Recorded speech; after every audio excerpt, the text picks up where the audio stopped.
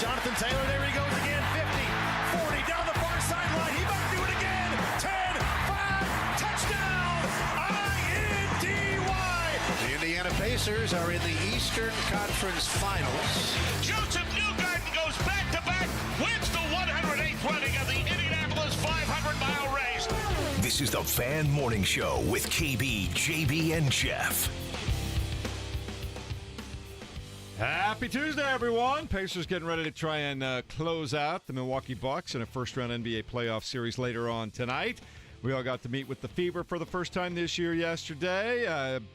Playoff Jimmy keeps showing up for the Golden State Warriors now. You almost want to say the Miami Heat, but they got blown out last night. We got a lot to talk about, more depth questions about the Indianapolis Colts in the wake of the NFL draft. Lots going on. KB, we'll start with you this morning.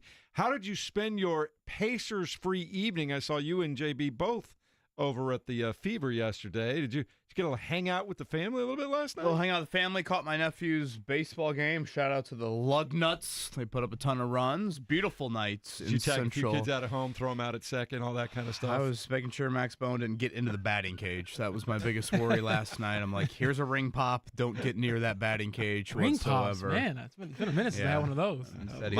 Instead, he's throwing rocks against the dugout. But nonetheless, we survived. Again, a glorious day yesterday. Hope everybody got outside. And tonight, 6 o'clock, hopefully Mother Nature doesn't rear her ugly head as people are walking into Gamebridge Fieldhouse. And I'm sure plenty of fireworks inside of there with the Pacers trying to dust off the Cavs here in 5. Or I should say the Bucks in 5. The last time I saw you, JB, you looked like you were ready to hit the floor, run the court a little bit, man. Did you do some hoops yesterday?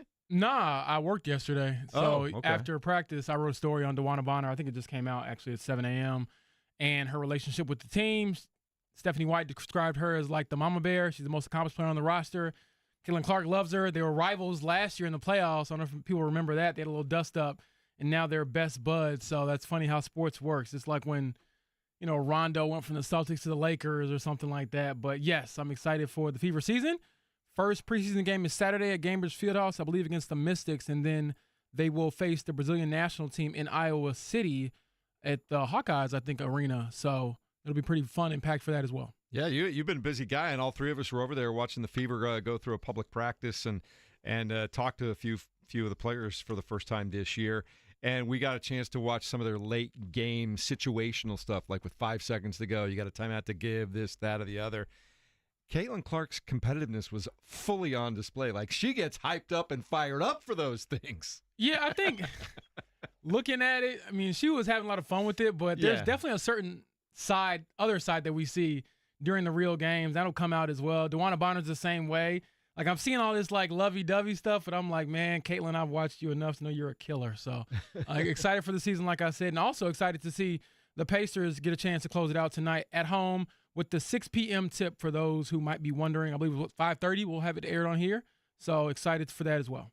Looking forward to that. What was your takeaway from just listening to a couple of the Fever players and Stephanie White yesterday? Well, I mean, Stephanie White's candor, the most talented WNBA team she's been around, and this is a coach that's been around some really talented teams in the WNBA. Obviously, last year they knocked the Fever out of the playoffs. I think Caitlin Clark has such an immense amount of respect for Stephanie White, seeing firsthand what they were able to do to her. Connecticut might have been the toughest opponent Caitlin had last season in those matchups. So, there is a world of talent over there, getting it all to kind of gel together. And as James said, it happens quickly. I mean, they go back-to-back these preseason games here coming up Saturday and Sunday. And then before you know it, the regular season will be here. So, yeah, fun getting over there. Yes, Caitlin Clark's competitive spirit on full display. And DeWanna Bonner and Natasha Howard and, Sydney Colson and, Sophie Cunningham. I mean, so many additions to a core that you would really dream of. A lot of teams around the league would dream to have a Caitlin Clark, period, let alone a Kelsey Mitchell and then a Aaliyah Boston as well. So fun to get over there. I was glad that the schedule allowed for me to get over there, and they will have their media day coming up tomorrow. It was a lot of fun. And, of course, we saw it on display in games last year, the shooting prowess from the outside of Lexi Hull. I was watching her kind of go through her paces with a couple of the other ladies yesterday. And, man, when she gets rolling, I know there's nobody guarding her, and it's just drills, and you kind of expect it. But when she gets rolling, that ball hits nothing but net. It's dead solid center, and it just is over and over and over again. It's really fun to watch, James. Yeah, I mean, again, she's took a huge step forward last season. I thought she was a great 3-and-D player, really came into her own. And, again, they're going to have to go through a lot of growing pains, I would imagine, because of their 15 players on their summer roster, 10 of them are new. So that'll certainly be an adjustment period for the team. But, again, the talent is there. They have that championship DNA. I don't know if that's a cliche or not that you hear about, but they do have champions on this team, both on the coaching staff and on the floor. So maybe that'll kind of give them that extra edge this time around. And also, you just know what you're getting this year with Caitlin Clark and what she means to a team. Because I thought last year they started off very poorly. It was some bad basketball, some bad hoops, not a lot of smiles. And then towards the end, they really turned the corner and finished strong. So 20-20 last year. So we'll see if they can get their first winning season, I believe, since probably the Tamika Catchings years, if I'm not mistaken. So that's on the horizon for them and a chance to really get it done. 44 games this year, too, which is a new WNBA high. It's going to be fun to watch. Looking forward to it. I talk about busy, busy, busy. I know, Kevin, I saw you in the studio recording your latest podcast yesterday on the Colts, and I saw you breaking down the depth chart on The Athletic yesterday. KB, we'll start with you. What were the big things that you were most interested in discussing on the podcast when people go to check that out this week? Well, it's just always kind of and we should probably do it on the show. Just, day by day, we can, pick out one draft pick, and you just get to know these guys more than anything. It's a little bit of unwrapping some Christmas presents, and, you can look at it multiple ways. You can look at, okay, how's their fit with the Colts? Why did the Colts make this draft pick? Those sorts of things, where else could they add? I know May isn't typically a busy NFL transaction month, but you do occasionally see a move or two around the league. Again, we're about a month away from the 11-on-11 portions of the offseason program to really ramp up. So we'll get our first look, of course, at Anthony Richardson and Daniel Jones at an on-field setting.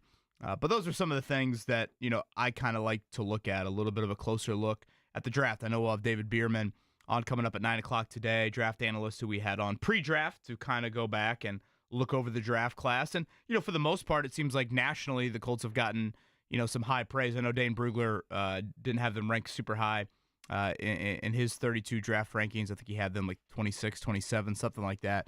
But for the most part, the Colts have had, I would say decent praise from the draft pundits out there. Also, Rick Carlisle, the head coach of the Indiana Pacers, scheduled to join us at 8 o'clock this morning.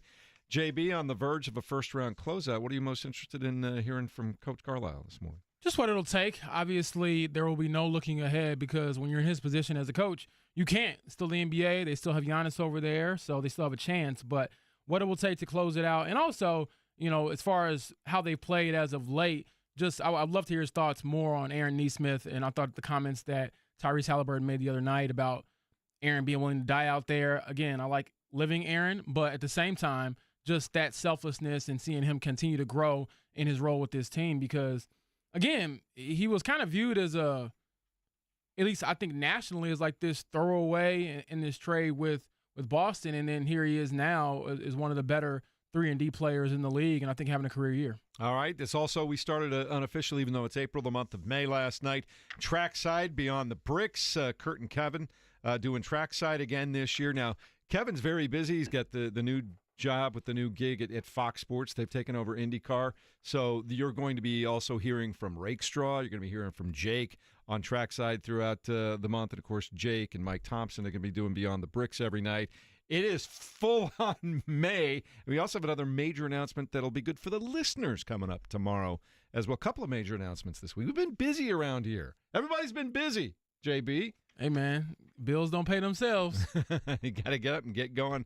And, Mark, any battle royale at your house last night with no games to watch or anything like that? No, it was ballet class last night, so they actually used all that energy for ballet. So the last 3 classes are this week, and then they recital on Friday. So I'm like, use that energy on something else other than me as beating me up. So, yeah, they did that. Thank God. Have you started to learn like the pirouettes and the turns so you can help them out with that stuff? Or I'm in the mirror doing it myself, even when no one's watching. So yeah, You install one of Respect. those little bars on the side with mirrors on in your. I need to get my your house? flexibility back. I'm not a strapping young lad like I used to be. So Strapping I'm like, young actually, lad. this benefits you too at the long run. So let me stretch myself out here. He's going to be popping in on his toes pretty soon here. All right, so we're off and running on a Tuesday, and hopefully it's a great day at the Fieldhouse later on this evening. We'll tell you all about that next as we continue. It's the Fan Morning Show, 93.5 and 107.5 The Fan.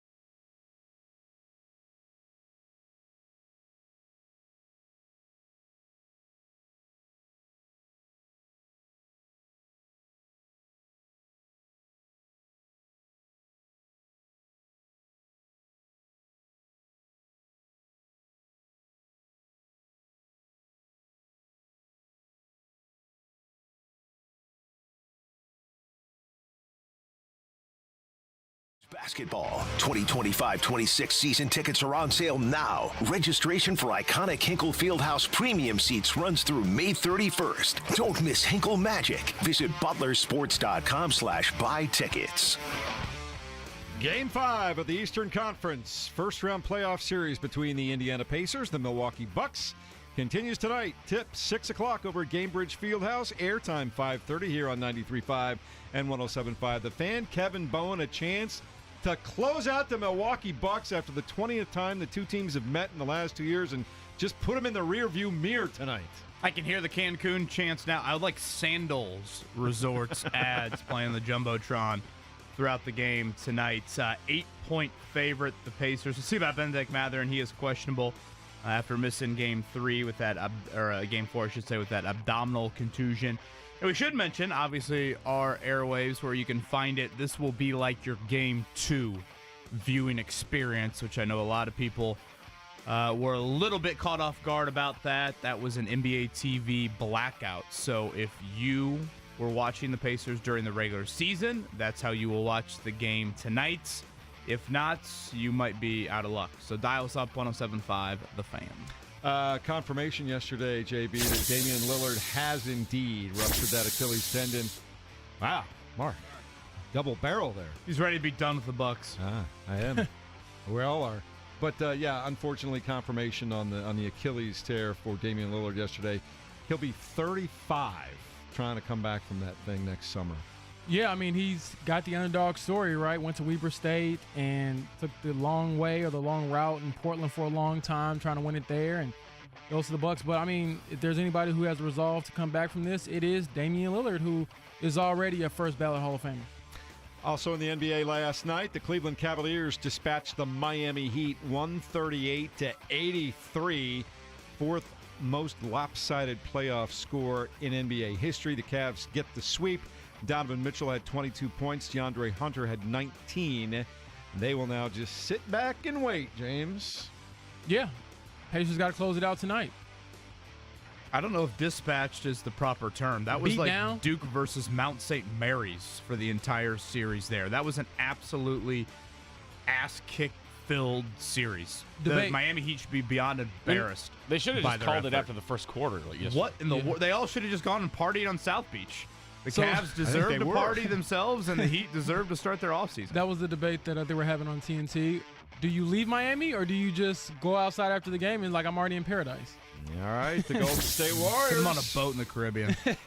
Took a 3-1 advantage over the Houston Rockets last night because Jimmy Butler had 27 points in the final 30 seconds, had 2 key free throws, a key rebound, and then the game-sealing free throws at the very end, hobbling and wincing through pain the entire time. Steph, Draymond, and Jimmy, they're probably not going to win the NBA championship, James, but they are not to be trifled with. No, and I think Houston just reminded me of like a high school team because they missed 12 free throws and they're NBA players. There's your loss right there. Lost by 3, missed 12 free throws, terrible decision down the stretch. And I felt like I was watching a very athletic high school team that just couldn't execute the X's and O's towards the end. And obviously, if you keep that team around, you're going to lose. Later on tonight, Big-time defense from Draymond Green late on that final possession. Oh, you don't think it was a good idea to throw it directly at that guy? Well, you know, it's kind of wild. Like, when they threw it to Sengun, I'm thinking to myself, I mean, who else are they supposed to throw it to, though? No, it's not even that. It's just the fact that Like, Jalen Green's been awful. Oh, he was terrible. this But playoff I'm like, series. a shot from, I don't know, 12 feet. Yeah, I'm like, he if you're did going to get- try to score on him, can you get a little closer to the basket? He did get real He had panicky 5 fouls. on that. But, yeah, Jimmy Butler absolutely outstanding in the fourth quarter. 14 points for him. So, very vintage and very fitting on a night where Miami looks like that. Jimmy Butler looks like that. And remember, kids, quitting sometimes works out very well for you. All that, quitters never prosper. Yes, they do. Yes, they do. Jimmy Pouting and getting your way works. Jimmy quit on his team, joined a new team, got a raise, and now he's winning. Karma is not real. All right. Also tonight, the Pistons will try to stay alive. The Knicks lead that series 3-1. They'll play in New York. Boston will try to close out the Orlando Magic. That one's in Boston. Celtics lead 3-1. And late tonight, the Denver Nuggets and the Clippers continue what has been a fascinating series, JB.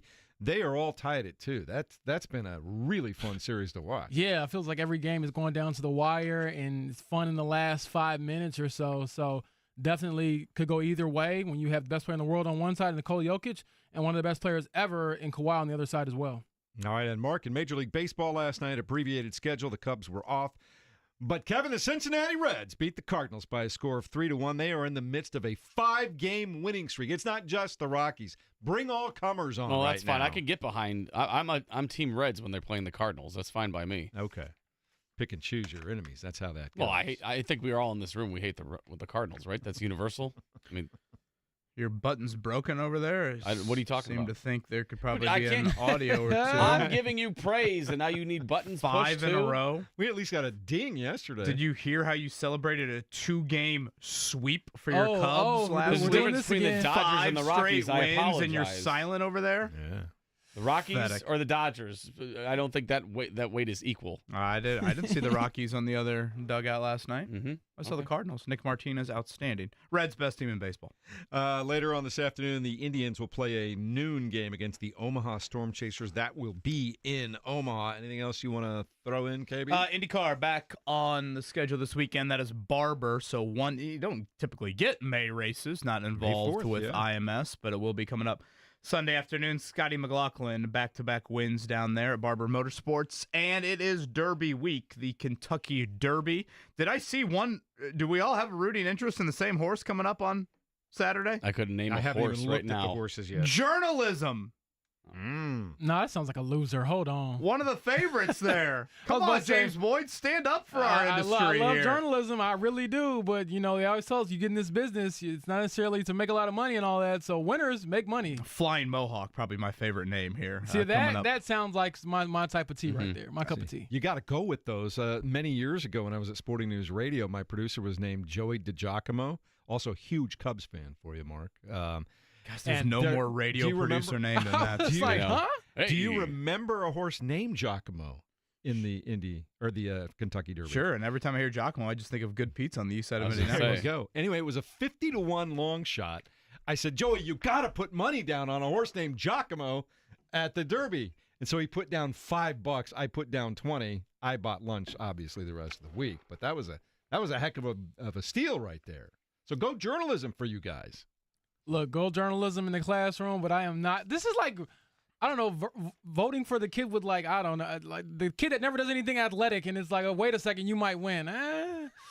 I don't know. He's in 3 the to 1 Kentucky odds here, Derby. James I don't know, Boyd. man. I He's don't in know. the Kentucky Derby. I don't know. I'd like to I see don't you know. hop up on journalism, see how that would go. I'll It would save go you the terribly. trouble. You want to bet on journalism? Just give me the money, and it'll be Thank the you. same Thank you. same result probably.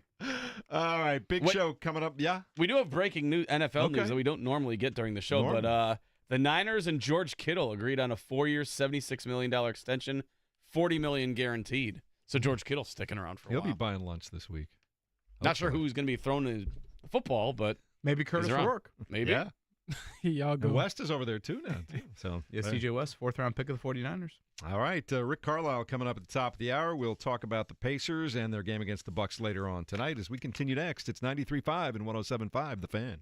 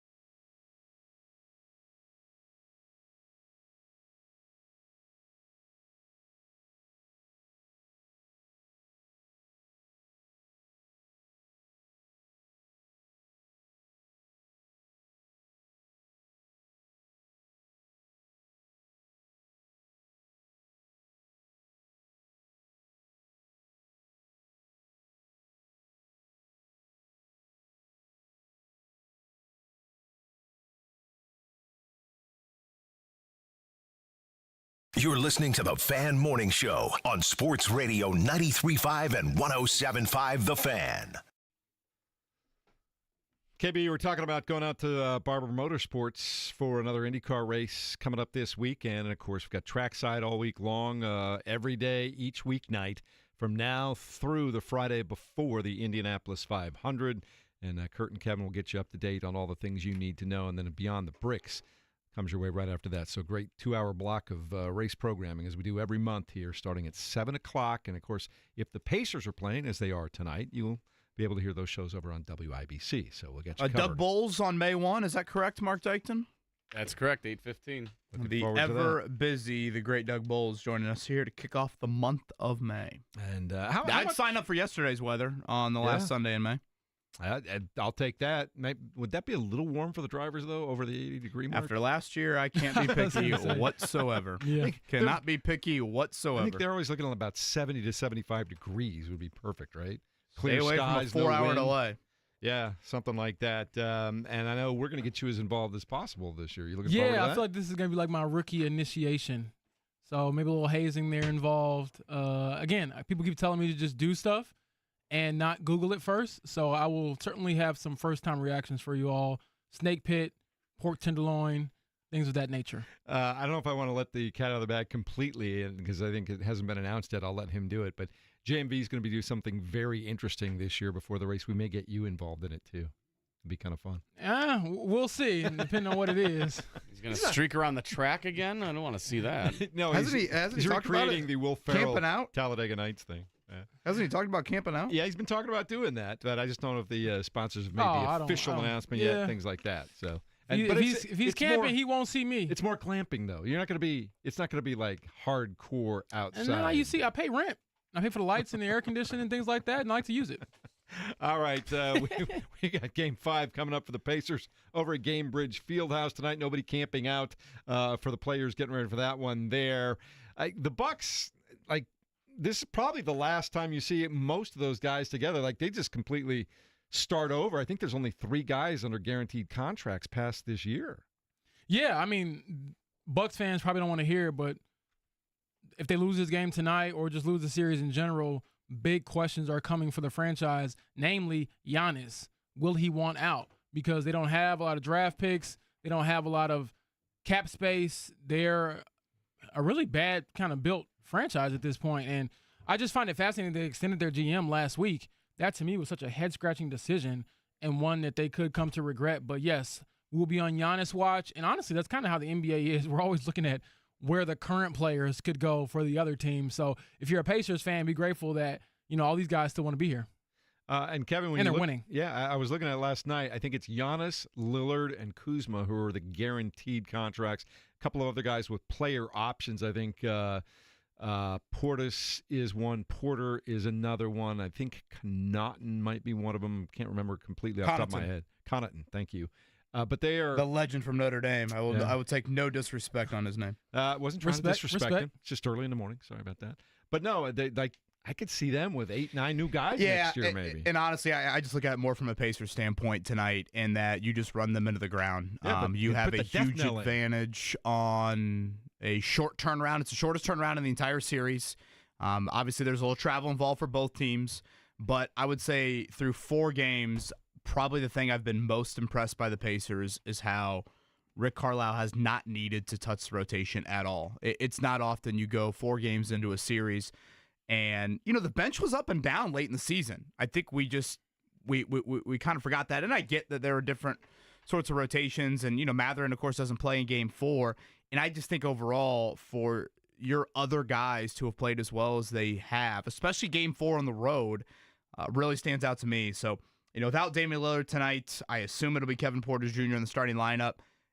Kevin Porter Jr. has been one of the more volatile players, I think, in this series. You make him be consistent. You pick him up full court. You rely on your depth. And I think if you are able to kind of test that with them, and they've tested them with ball movement all series long, really made them guard late into shot clocks, and Milwaukee eventually wilts. And I think that will be the recipe to finishing off the Bucks in 5 tonight. Like I said, I'm looking forward to just delivering the death knell and making another team go away, and not our problem, but making them rebuild moving forward. Yeah, I'm looking at the injury report right now for the Pacers. Benedict is questionable with the abdominal contusion. We'll see where he's at later today. And then Aaron Nesmith is probable with a lower back bruise from That's that good block. news. I was curious about that. I thought that might have been one of those that kind of flare up after the Yeah, game. and so seeing the probable, he'll most likely play. He's also a very tough guy, so if he has a chance to go out there, I'm sure he would do it.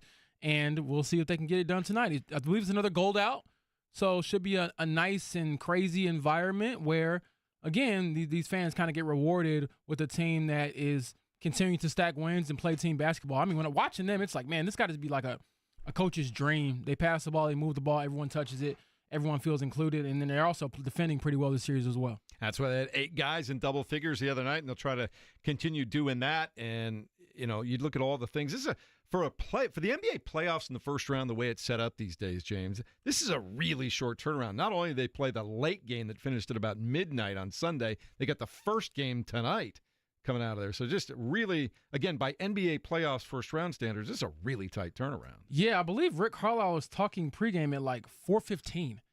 And then maybe the other coach, Doc Rivers, was talking at 4:30. And I'm like, wow, that's such an early time. I feel like I'm going to cover a Center Grove baseball game or softball game or something with times like that. But You got the JV start time tonight, right? 6 o'clock? yeah, pretty much. Yeah, that's what it is. And then, if you're anything like me, when I was a high school reporter, you hope that JV never goes to overtime. I went to Fisher's for their boys basketball opener, and they went to double overtime against Ben Davis. And I looked at Kyle Neddenrep, who I love from Indy Star, and I was like, sickening. This has to be your nightmare. And I don't know what the rules are. Sudden death, okay? You go to overtime, JV, first basket wins. The only people happy about that are the concession stands at Fisher's. The concession, and then the parents, I'll give them that. There's parents who care about the JV game, but the big boys are playing tonight, obviously, in the Pacers and Bucks, and they have a chance to do something special.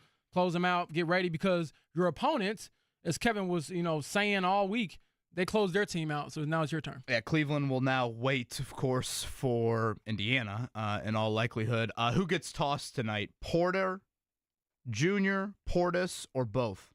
Can we have both of them just tossed in the first half? Does Bobby Portis make it to the fourth quarter? I'm gonna say yes. What are your odds? But I don't think he makes it to the end of the fourth quarter, depending on how this game goes. I think you could get even money on Bobby Portis making it through the entire game tonight. I'll take even money on that. Yeah, considering the crowd, they're on the road. Obviously, it's been spicy between the teams. His And if little it gets antics ugly, with Nesmith in Game 4, Yeah. I was like, dude, I get it. I think Portis realizes, like, we have no hope outside of doing something. You know what? Kind of crazy. I think part of him is like, man, if we lose the series, I can't lose the fight too. So he's just ready to. That's when you got to call in James Johnson. But I don't know if you're allowed in NBA games with grills. So he's fully dressed in grills. That's how you know you're there to enforce. Some guys put in their mouth guard. James Johnson's taking out his grills. I wish I could be that cool. And just puts it on Chris and Quinn's little table there before he walks into the game. Just pregame, have him walk back and forth in front of the Bucks bench just to kind of remind everybody what's at stake there. I mean, again, we all got in a tizzy about the Tyrese Halliburton overrated vote by the Athletics Anonymous player poll, but the player that players would least like to fight by a large margin was James Johnson. So there's some give and take there. We agree with that one. We don't agree with the other. There you go. I would say most Pacers fans agree with that statement, Kevin. What'll be interesting, Kevin, is the response of Milwaukee if the Pacers do what they did in Game 2 and come out just swinging right out of the gate and build a big double-digit lead and get a comfortable lead. I know in the past couple of games Milwaukee has been trying to fight back on that and trying to answer, and they've never really been able to get too close. But if the Pacers come out tonight again and build up like a 15-point lead with 6 minutes to go in the second quarter, does Milwaukee just lay down and go away? I mean, again, this is a big reason why I thought Pacers in 5. I looked at the series and the schedule when it came out. This was going to be the shortest turnaround, and now what has happened since the last game? Their best ball handler has torn his Achilles. So now you throw on top of it quick turnaround, and look at the third quarter on Sunday night. Pacers are up 10. Here they are in the same position they were in Game 3. They picked Milwaukee up full court right out of the gate, and they punched them big time there to start the third quarter, and that broke them. And, tonight it's either going to be Kevin Porter Jr. playing a ton more minutes than he has all series, and or Ryan Rollins will be back in the rotation. You test that. You expose that. You make those two, have to handle it really well for 48 minutes. The Pacers do things differently than 90-some% of NBA teams with their ability to pick up full court, Now, they don't do it all game, but they have that ability to throw that wrinkle. So you want to test that. I don't think Milwaukee's been able to guard Indiana at all this series. Continue to test that. Your ball movement has been outstanding. Your assist the other night was one of the highest of the entire season. As long as you continue to do those things, and really it's just playing to your strengths. It's not asking the Pacers to do anything out of the ordinary. As long as you do that, I look at this 8-point spread and think the Pacers will win this going away, and now we can get ready for Indiana and Cleveland, which I think will be a hell of a series. You want to put some money down, Mark? What's the line for how quickly Kevin can ask about the Cavs today when we talk to Rick Carlisle? No. Oh, come on. Well, now he knows. I wasn't born yesterday. Yeah. I would put money on an expletive being thrown Kevin's way after that question. I think questions that I probably won't ask Rick Carlisle in 21 minutes, A, about the Cavs, and B, who might get ejected first tonight. Yeah, I can see that. Those are probably going pretty questions well. I will stick to you two, you three, and the intelligence levels of us in this room, and probably leave. I'll admit that was a bit of setup. But I will say, though, this time of year, you see that competitive side come out even more with Rick Carlisle. Like, I think sometimes you talk about the players and how much they care about it. He cares a ton, and you definitely have to be on your P's and Q's with the questions and your inquiries when it comes to the teams. So while we're looking ahead, he's like, we have to finish this out tonight. And for good reason. Again, they still have Giannis over there, and you do want to try to get the series over with because even if you are able to, and I think they're going to win the series regardless, but you don't want it to linger or go any longer because at that point, any extra games, who's to say a guy doesn't roll his ankle or something like that. So handle business. Well, and I would add one more too, James. If it's one of those things where you have these games pop up on the schedule, you're up 3-1, a big injury has just occurred, you're on your home floor. It's a give no hope game. If you're able to deliver the big punch early, they might be on the ropes a lot quicker than they would have been at home or game 2 or something like that. If you're able to swing at them, again, significantly in this game, they're thinking about the all-inclusive Sandals Resort pretty quickly. Yeah, one thing that's been fun for me to watch with this team all week long is clearly you make some adjustments here and there. That's how things work in the series. But for the most part, James, it just feels like Indiana has just dictated what they want to do, how they want to do it, and when they want to do it. Yes, there's been minor adjustments here and there, but for the most part, they've said, this is who we are, this is how we play, I dare you to stop us. Yeah, and they're also daring them to try to punk them, and it hasn't worked. I mean, all that intimidating factor, the little bullying, the Bobby Portis standing over Aaron Nesmith, Dame before he got hurt, him and Tyrese going back and forth. Did you see the Pacers blink in any of those moments? They haven't. They've responded with the same level of force and intensity, and I would expect that to continue tonight. Looking forward to it. 6 p.m. tip, 5:30 airtime here at 93.5 and 107.5 The Fan. If you're just joining us again, Kevin, on TV, it's a situation like Game 2, right? Yeah, blacked out NBA TV. So if you viewed the Pacers in the regular season, that's how you will view them again tonight. But you won't get the alternative. What's it been? TNT and ESPNU, I want to say, the last 2 games. You won't have that same alternative. So fair warning here.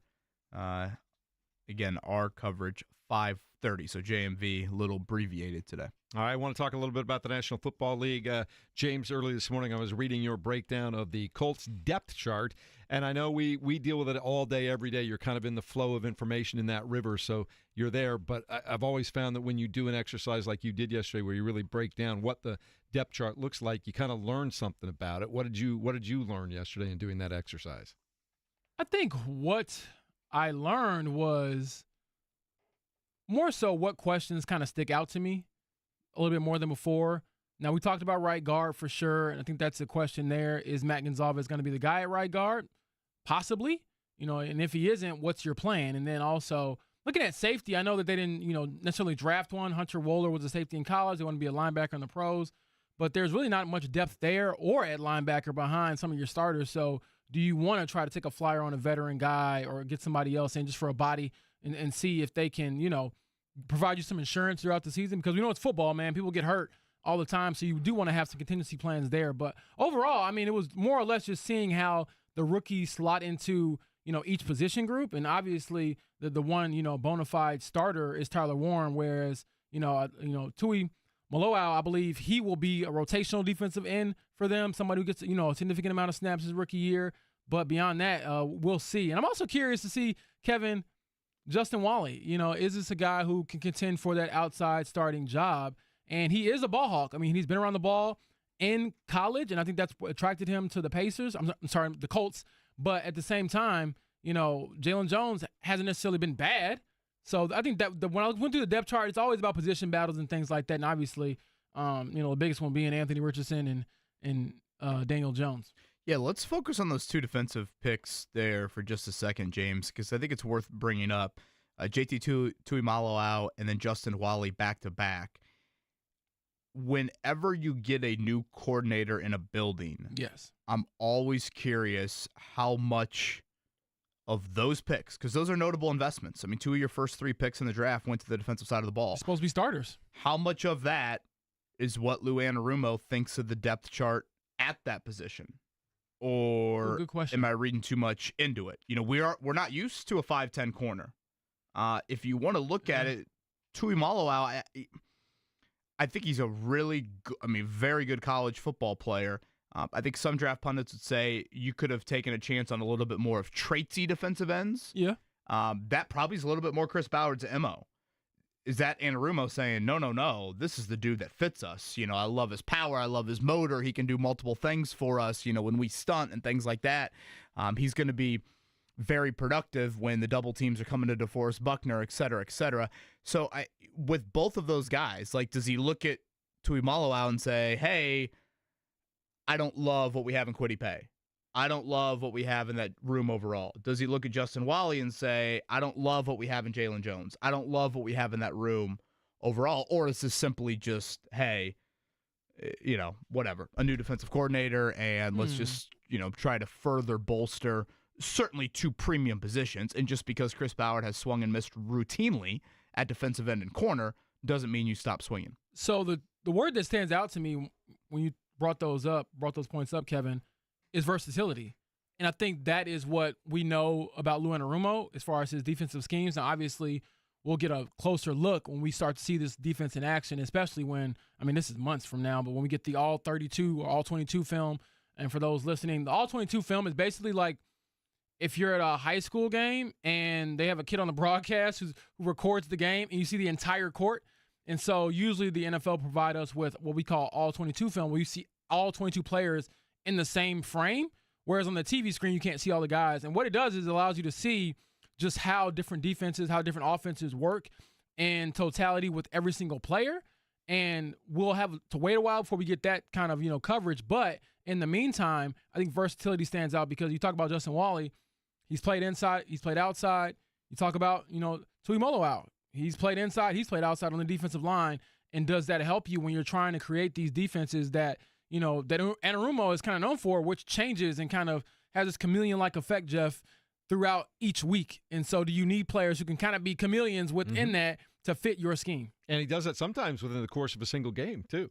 Exactly. We've seen that. And then we know beyond, just the basics here, they do want to rotate defensive linemen. So you had to replenish that as well. And then on top of that, does that kind of bleed over to the defensive backs where we don't see the traditional 3 out there? Do you get more dime package with more defensive backs out there? Dime package for those listening is like 5 defensive backs. Do you stay in that a little bit more? Do you add a 6th, defensive back at some point? Whatever you do, how do you kind of create variety within that? And then again, do those players with versatility help you?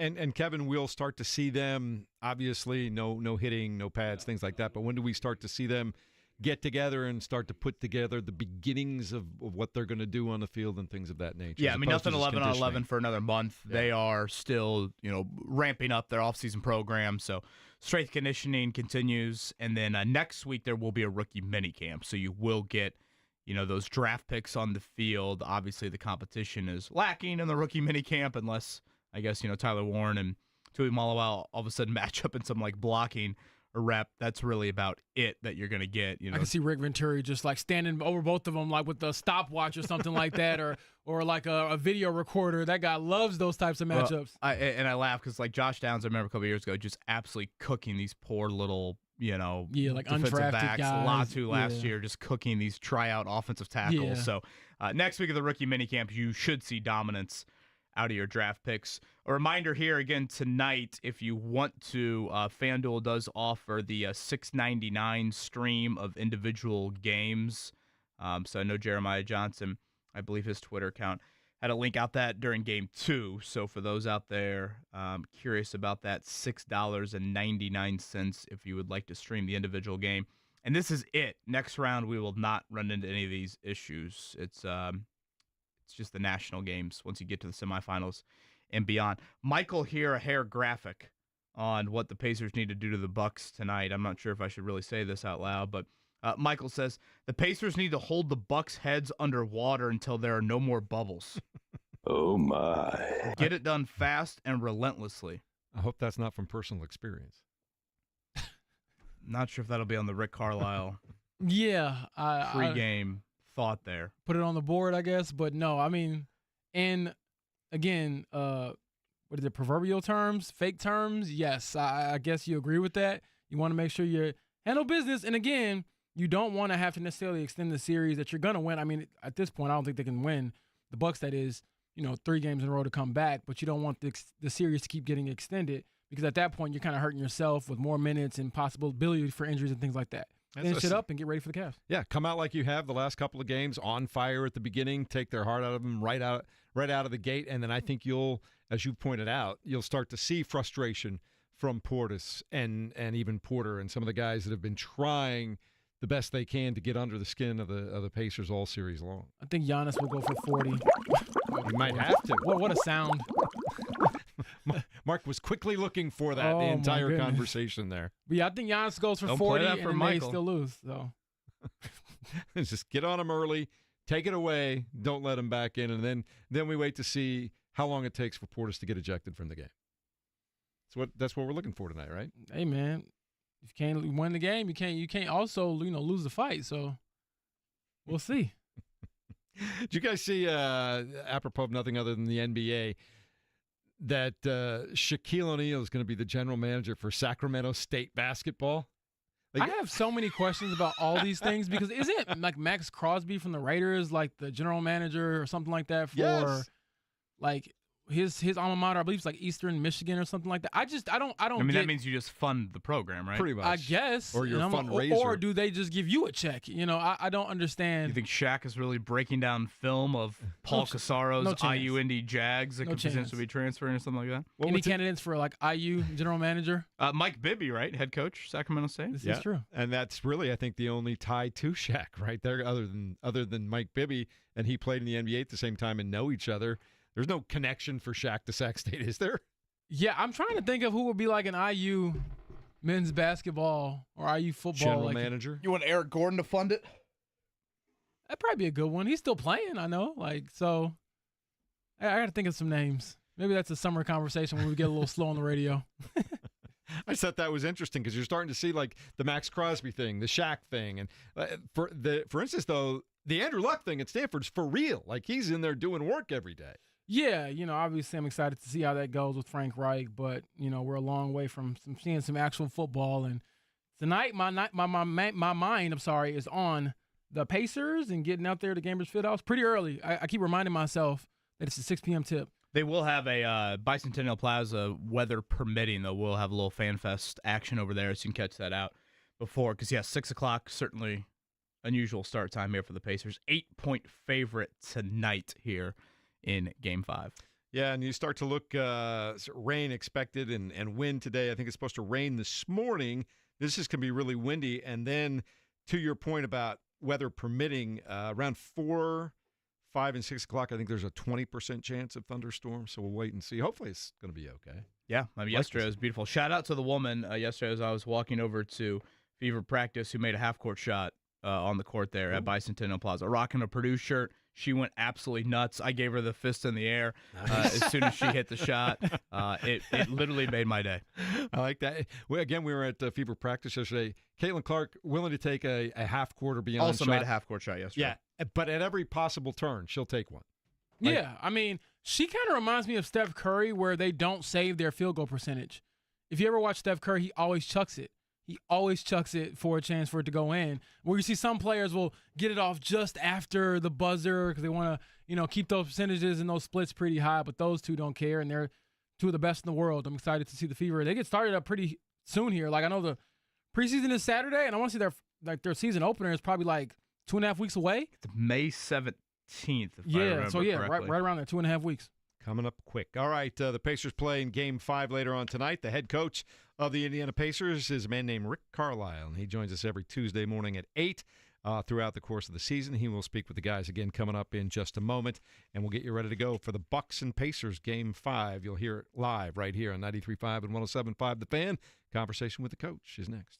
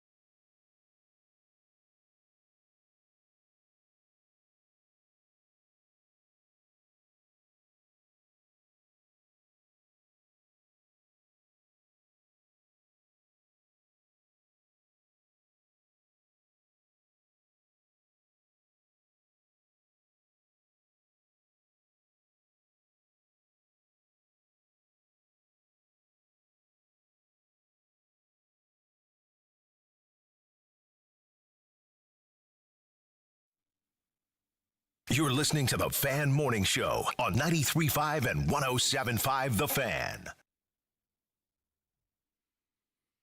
8 o'clock hour on a Tuesday. Rick Carlisle scheduled to join us here in a few. A reminder tonight, 6 o'clock.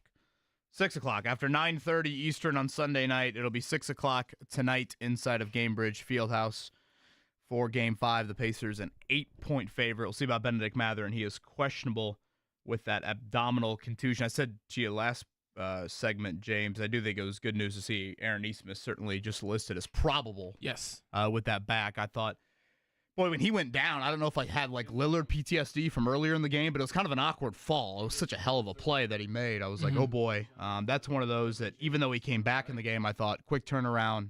How will he react for tonight? But looks like good to go. Sounds like we have Rick Carlisle on the line. Rick, how you doing? Is he there? Coach, Hello. good morning. Yeah, I'm sorry. How are you, Coach? I'm okay. Thank you for the time, as always. Again, 6 o'clock tonight, it will be Game 5, Pacers and Bucks. I do want to go back to Sunday night here for just a second, Coach. I thought, especially Miles Turner, I thought to start each half really set the tone for you. On each end of the floor, specifically, what did you think from Miles' effort there in Game 4? Well, offensively, we moved the ball better from the beginning of the game, and that helped. Helped everybody, but in particular helped him get loose for a couple of good shot opportunities. Got to the free throw line early, and it's a long game, and when you can get it started out in a positive way, it helps everyone.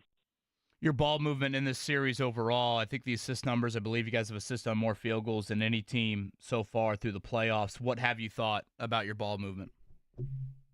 Well, it's been very good in stretches, but we've had lags too. And so, we had lags in the third quarter of Game 3. We had a little bit of a lag in the third quarter of Game 4.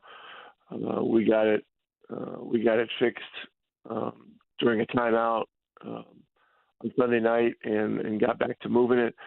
And so we just got to keep reminding ourselves that the ball movement and unpredictability are a big part of how we need to play.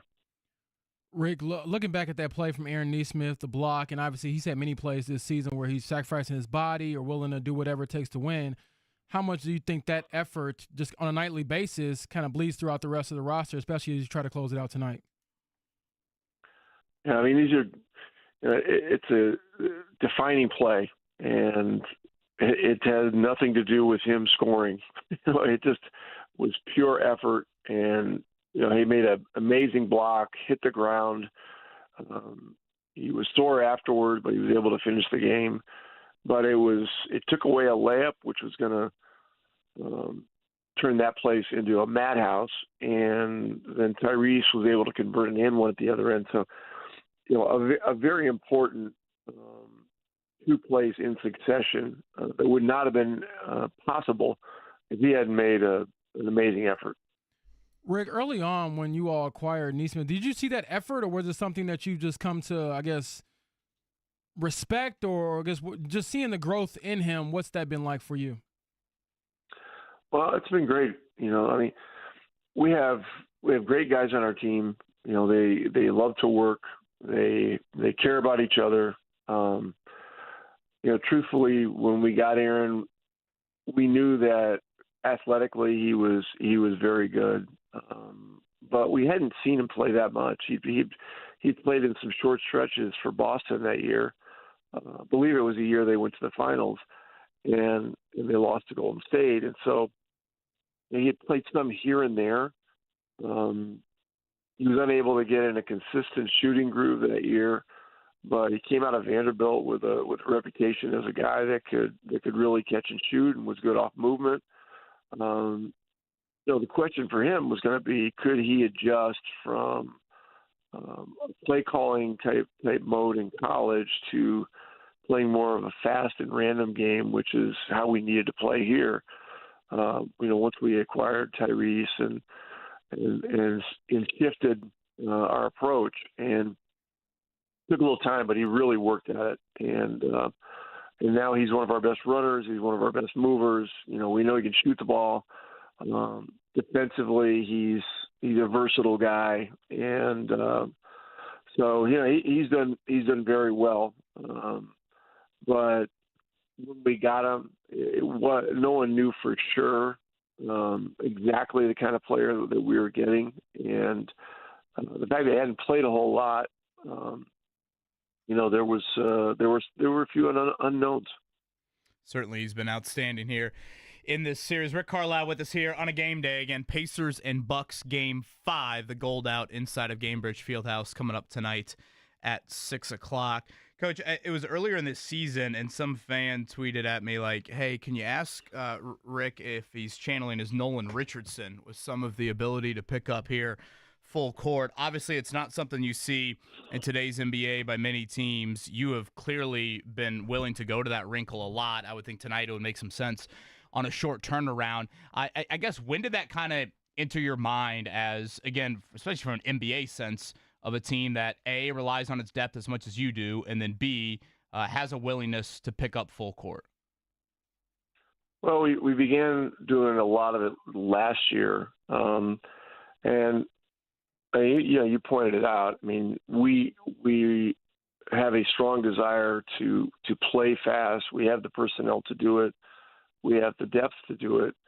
A lot of teams want to slow us down, and so how do you keep the game moving? And really the only way to try to keep the game at a faster pace is to pick up full court and push the tempo. And so we had some success doing it last year. This year, we're seeing a lot of teams that have gone to that, and the NBA has become a hard play league, and it's become a league where teams use their depth. It's more of a demanding league in terms of intensity, et cetera, and it's been great for the NBA. And there were other teams doing it some, but in the playoffs last year in particular, it became something that was important to us. And now this year, with the pressure that we put on last year, and we continue to do, we're seeing a lot more counters. We're seeing, what we call headhunter screens in the backcourt to try to free teams up to get downhill.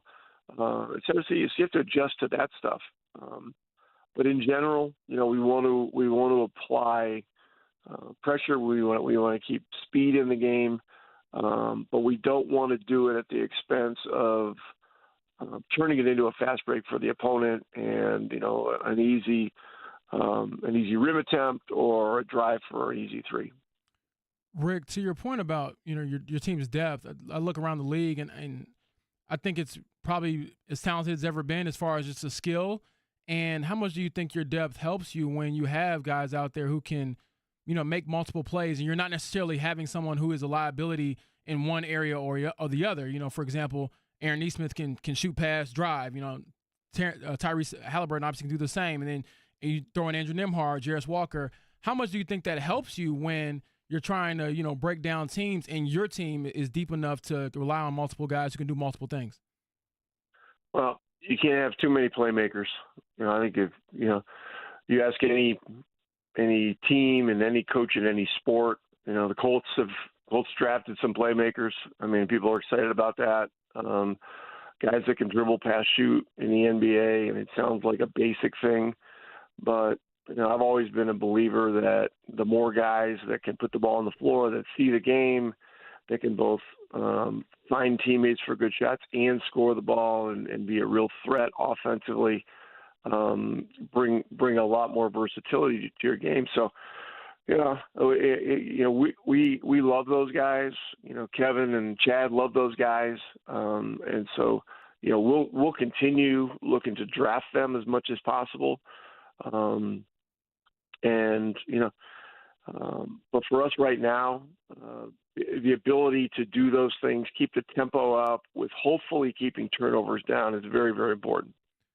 Rick, last one from me. When you look at the opportunity you have tonight, do you have a conversation with your players about just the emotional high, the adrenaline you're going to have playing at home, going into a closeout game, or what does that look like as you prepare?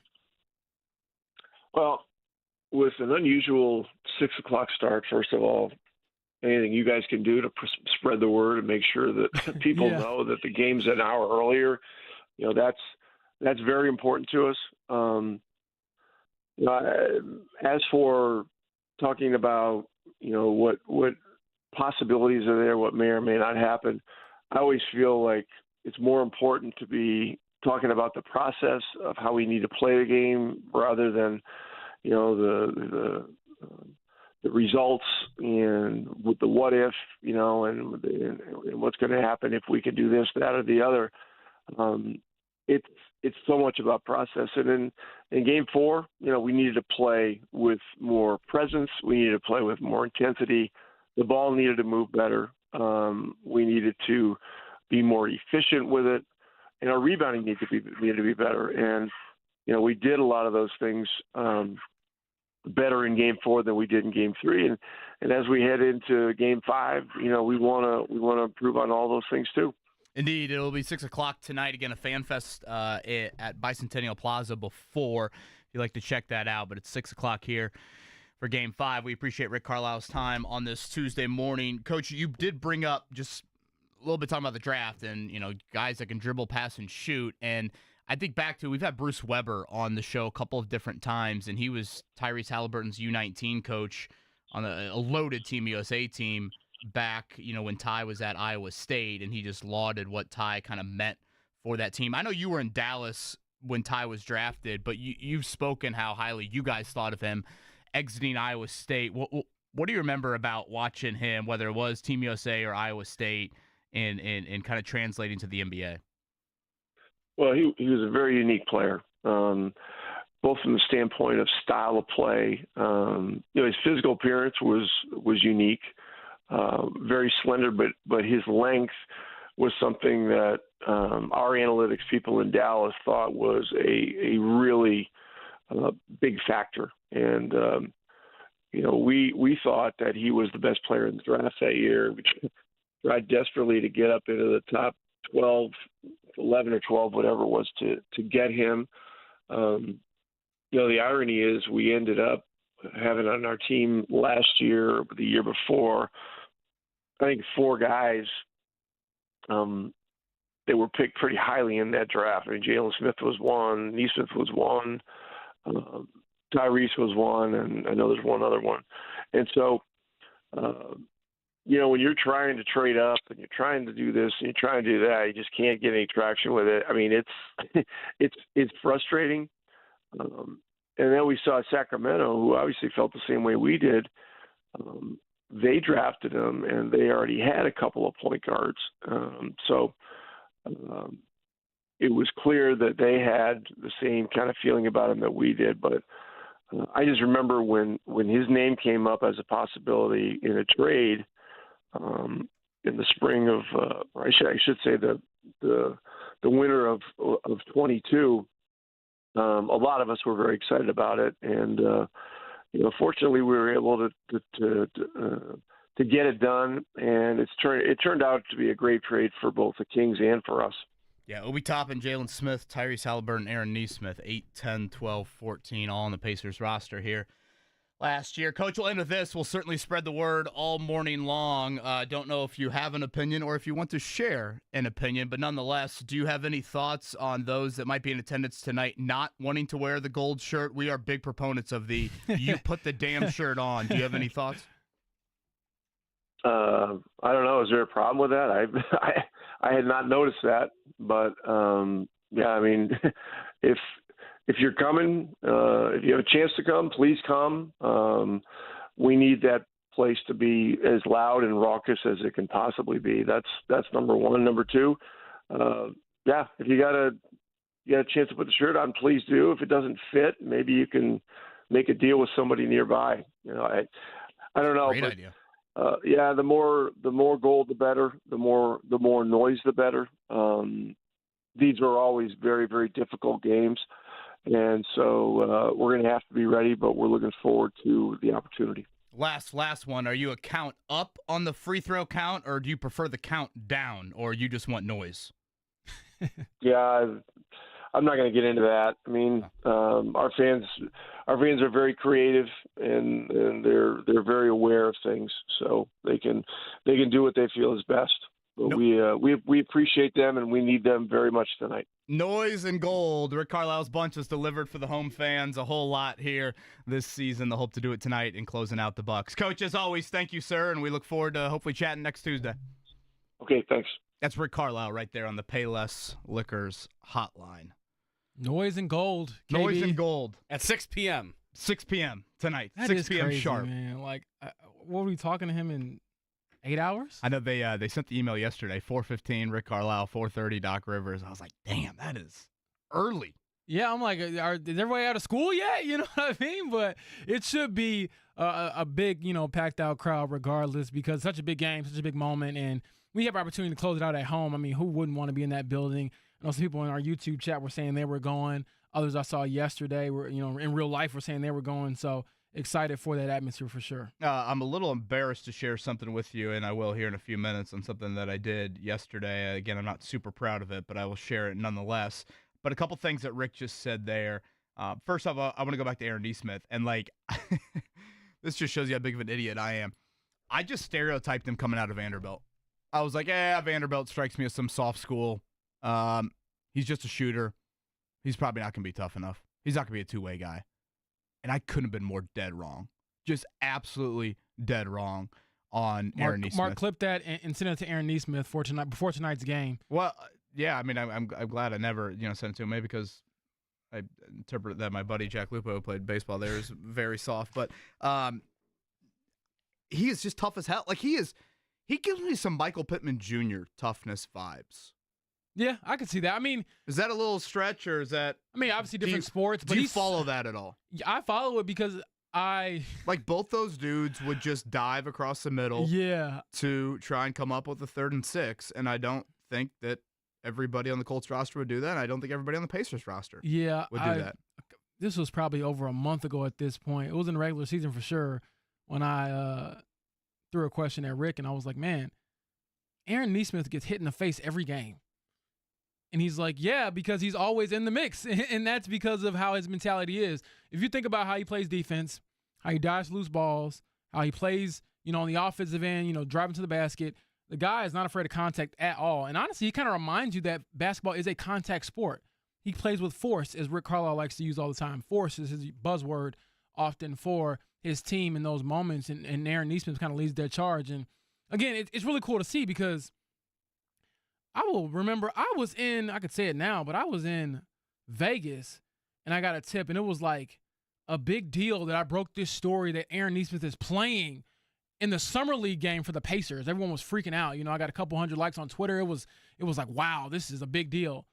And that was for a summer league game, and now you fast forward, and it's like, wait a second, this dude is a player. Like Tyrese Halliburton was at that summer league game, doing the whole varsity thing where you come and watch, like, your little brother play or something like that. Nah, he and his little brother, that's his running mate now. So it's really cool to see him kind of grow up with this franchise and come into his own, because sometimes it's about fit. I don't know if the Boston Celtics necessarily regret moving on from Aaron Nesmith. They're a championship level program or championship level franchise, but at the same time, Aaron Nesmith wouldn't regret anything either, because he's come here and turned this Pacers team into a championship contender. What an idiot. I'm such an idiot. Yesterday was arguably the worst show I've ever had. Do you remember that? What's that's in reference to? My goodness, you're hard on yourself, I'm trying to think when that last one was. Do you have any idea, Mark? No. The context stink. Around it? I suck. I am terrible. Whoa. Kevin, you need to lay on the couch. You need to get your self-respect Man, you back. got to come to, I am curious a little context around JP's him. therapy. I'll get you right. I could certainly hear myself saying all of those things. No. Clearly I did, unless that's the get AI you some more, voice. affirmations.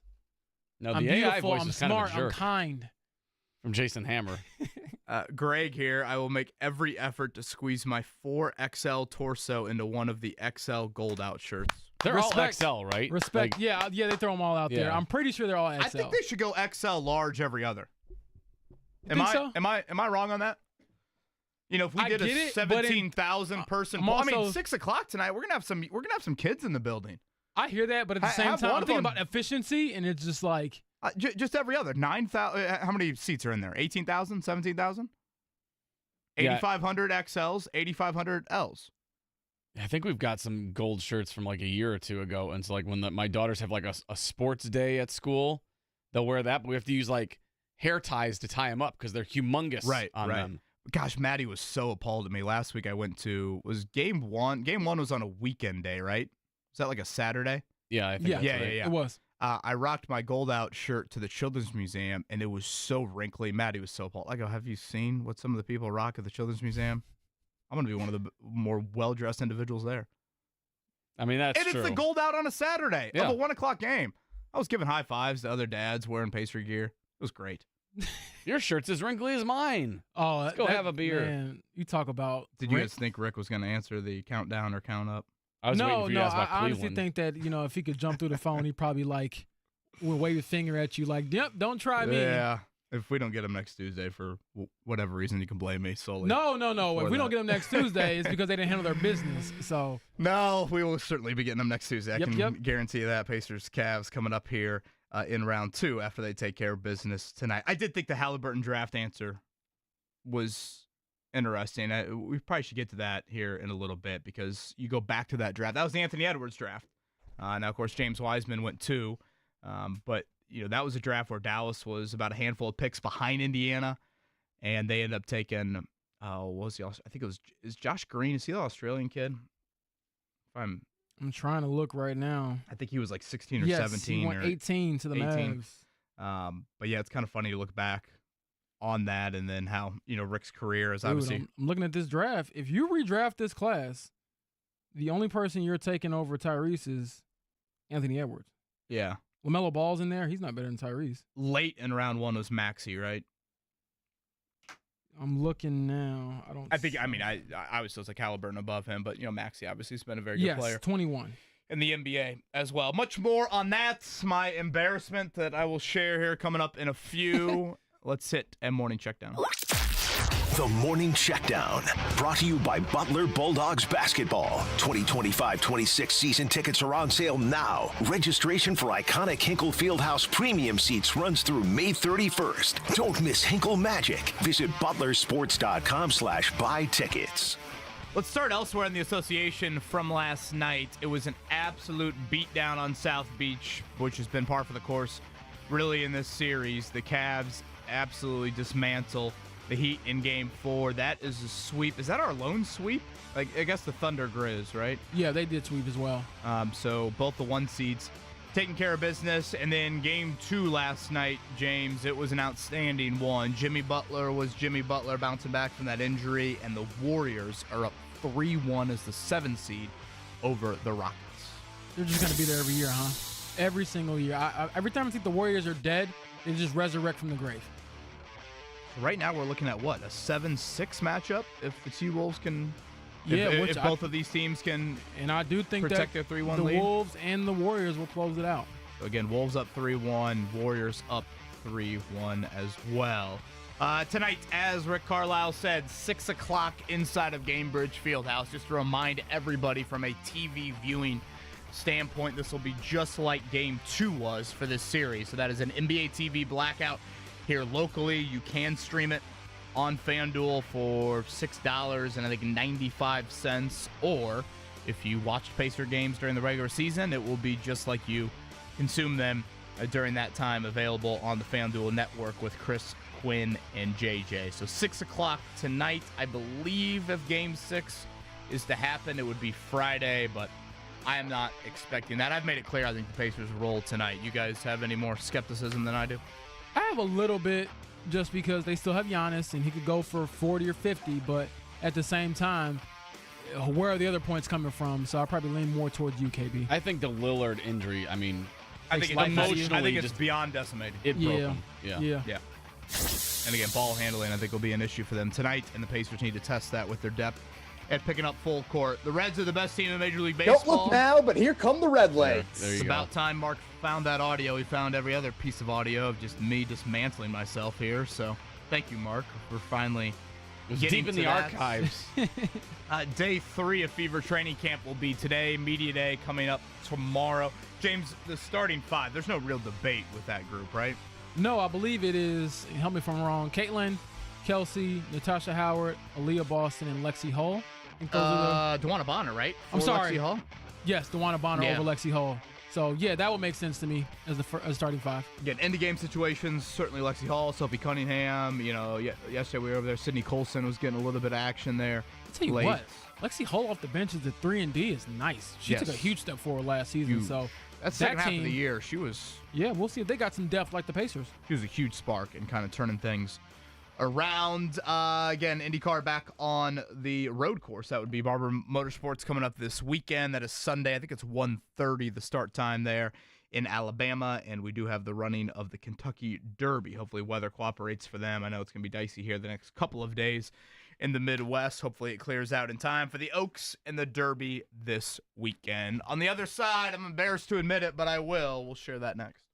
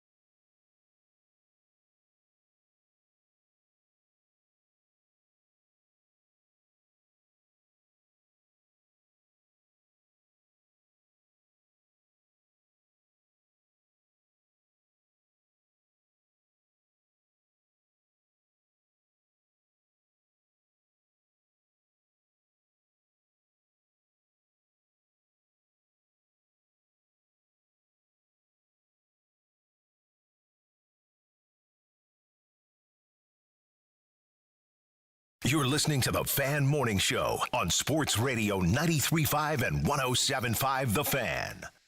With the great stars, Kevin Bowen, James Boyd, Mark Dykton, just here bringing up the rear as we move through a Tuesday here. Great job with Coach Carlisle just a moment ago. JB, big takeaways from your conversation, getting ready for Game 5 tonight? Wear the shirt. I think he's a fan of wearing the shirt. I don't know if he's a fan of counting up or down, but he wants it to be loud, and he wanted us to remind you all. I know he's got a real opinion on that. He just didn't want to share it. I feel like you Count down. Let's change it up. Let's throw a curveball. You know why I would love to cover a team that wins the championship is because after that, everyone just tells you the truth. You get all the like great insight. When a team wins the championship, you're like, man, what happened way back when? What'd you really think of this opponent? And obviously, he's keeping a lot of those things close to the vest. But as far as the game goes, I think, just typical stuff they've been doing. Keep moving the ball, keep playing with, some passion and some vigor, and they should be able to close them out. The in-game at Pacers Sports Entertainment should throw up random numbers on the thing, and everybody just chants that to really throw them off.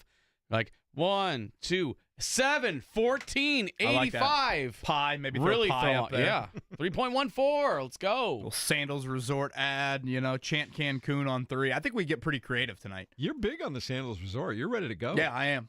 You're ready to go. Maybe get a little Patrick Beverly on the Jumbotron. There you go. I think we could throw a lot. No, don't have any basketballs near him at the Bucks tonight.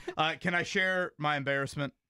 I mean, the last time you told us the story, it involved a bathtub, and I was just like, what the heck are you doing? Mark's going to record all this. You know that. You just heard that a moment ago, right? Was that when I caught Max's pee in the bathtub? I wasn't going to say it, but you did. Oh, yeah, boy. I'm scarred. No, I'm not going there. And you know what? Now that I say this out loud, James Boyd might have to raise his hand as well. Oh, boy. Now I really want to hear it. Maybe. Definitely don't involve no peeing in the tub. Maybe.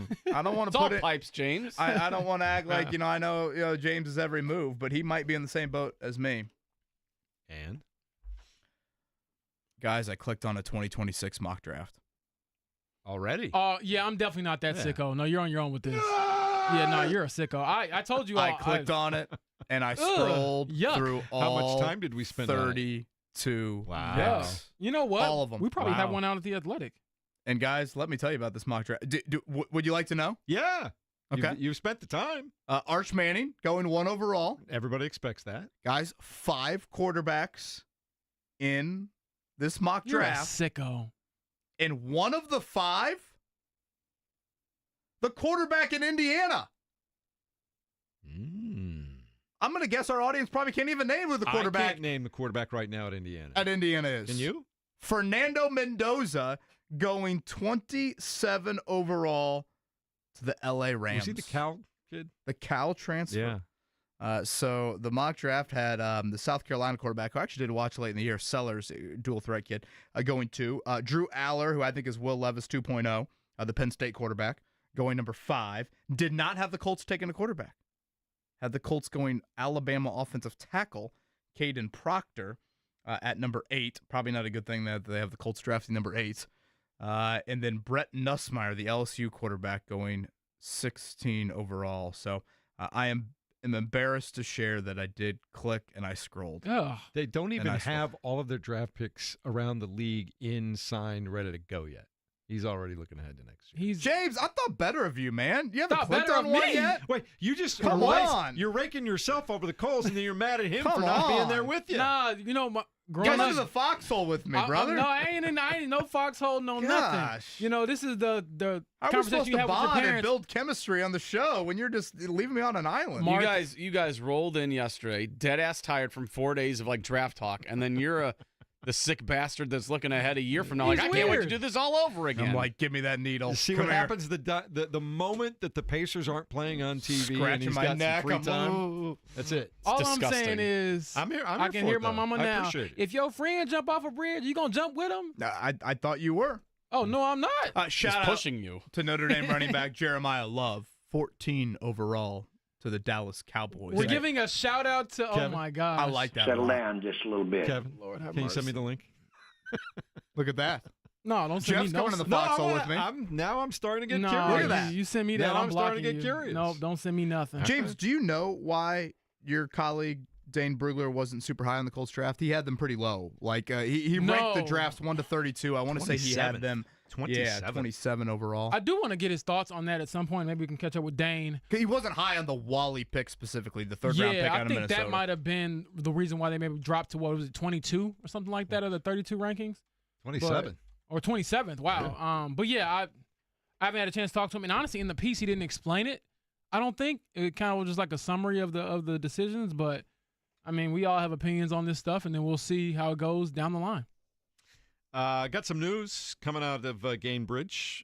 We got the Pacers game coming up later on tonight, but the WNBA All-Star game is coming here this summer, and today at 2 p.m., you'll be able to get online and get tickets for the All-Star Weekend events on the 18th and 19th before the game. Friday, the biggest and brightest stars are going to be on display in the Starry three-point contest, the Skills Challenge. The AT&T All-Star Game will tip off at Gainbridge Fieldhouse beginning at 2 p.m. Today you can get those tickets there. So looking forward for the pregame festivities on the Friday and Saturday.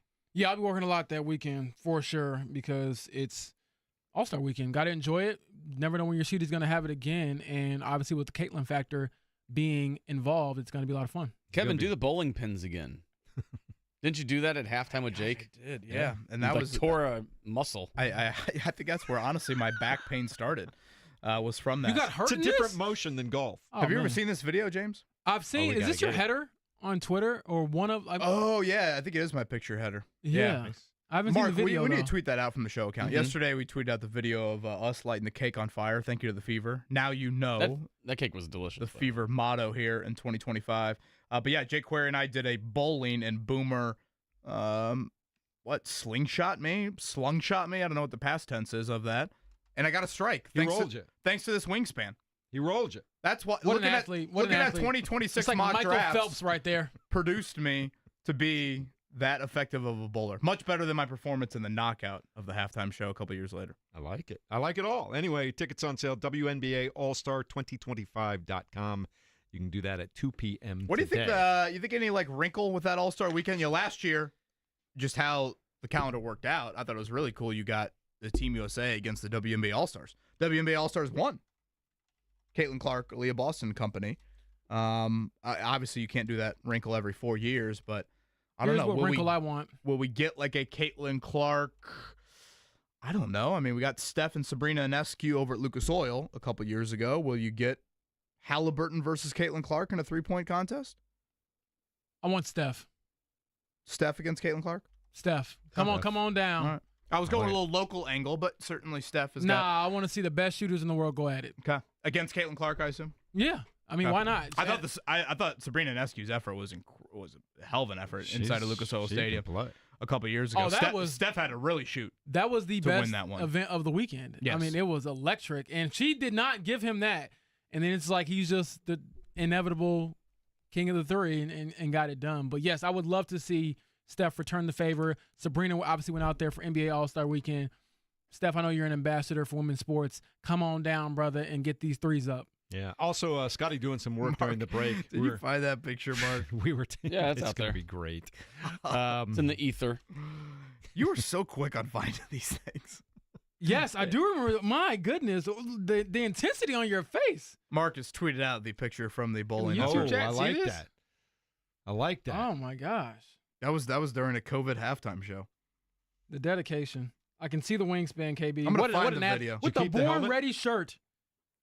No, unfortunately, I couldn't. Yeah, I think the Born Ready shirt was the difference. All right, Scotty's got some info for us coming up in a moment. We'll get ready to talk about the draft more at the top of the hour. You ready to go there? You can go through the future mock draft with David Behrman too. Well, if he's got a 2027 mock draft, send it my way. Oh, he my probably goodness. does. We'll check it all out next on 93.5 and 107.5 The Fan.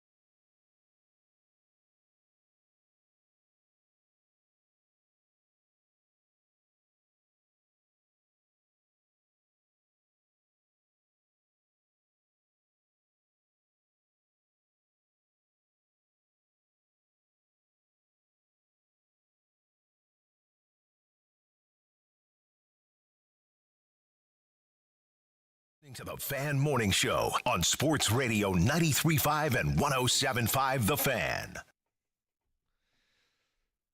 Spent the entire break just watching a video over and over and over of KB being used as a slingshot bowling ball during a COVID game at the Fieldhouse. I can't get enough of it. What'd you think of the form? The wingspan was amazing. Yeah, I thought kind of stay in my cocoon there for the first, about 60 feet of Boomer slingshot. Important to keep that aerodynamic nature. And then all of a sudden, at the last second, you're a butterfly. But he put you on a great line. Oh, I all credit goes to Boomer. All credit. That's why he's the best mascot in sports. I like you go head first into the little catch net there. I think Jake Query had gotten maybe 4 or 5 pins, and I said, I can't come out of this without a strike. Dang. So you still holding that dub over his head? Still throwing up the X. You ever send a text over to Boomer like, hey, when are we doing that again? We just give a little head nod when we see each other inside a Gainbridge Fieldhouse. Kevin Bowens doing the Des Bryant. Yeah. So you've got that over Jake. You've got the halftime shrimp show cocktail contest. You've got a couple things. I forgot Jake fake COVID to avoid the shrimp cocktail Gotta contest. step in. Mark Dykton, the winner of the shrimp cocktail contest. Yeah. It is kind of painful, though, if you, Championship belt's still in my office. Anyone wants to come and get it. Mark and I head-to-head. Was that Colts Raiders? Yes. Gosh, that was such a disastrous end of the season. That was a disastrous, because they gave us tickets to the game, and I brought the family. I'm like, my wife's like, so what are the implications here? My Colts has got to win. They're in the playoffs, and they did not, and it was awful. But Mark's effort, boy, unbelievable. So if they had shown your effort, they would have been in the playoffs. They did show it. They showed it in like the third quarter. And I'm like, come on, Colts. Look at the effort. Somebody won that day. Yeah. I'm guessing, Mark, what were you, 8 or 9? I think I was like 6-ish. I tried to get to double digits. Cocktail. I did not get to double digits. We had like 60 seconds. Well, I texted Joey Chestnut before the competition. Yeah, I was used like, a performance enhancer, which I said, Joey, any advice? And he told me to bring milk. He said milk was very key to helping you Does it with neutralize the sauce. the tough sauce? I didn't ask questions. I just followed, and I stopped at a gas station on my way down to Lucas Oil, and I bought a nice and still took that L. 2% milk, and Mark got the last lap. We're getting ready to go, and all of a sudden he reaches in his pocket, and he pulls out a little pint of milk. I'm like, what is this? And he's like, I'm going to now. I'm like, like Bonds pulling out a needle before the 7th inning as he has my gosh. That was me. Yeah. Did you both keep everything down when it was all said and done? It stayed down. Boy, I would say there were a couple moments there I was like, damn it. Getting close? Kevin went to the milk a couple times. I didn't have that luxury. How do you think you'd do, JB? I wouldn't do it. I don't do things like that could put me in pain. This is why I didn't lift weights in high school. I'm still skinny as I was back then.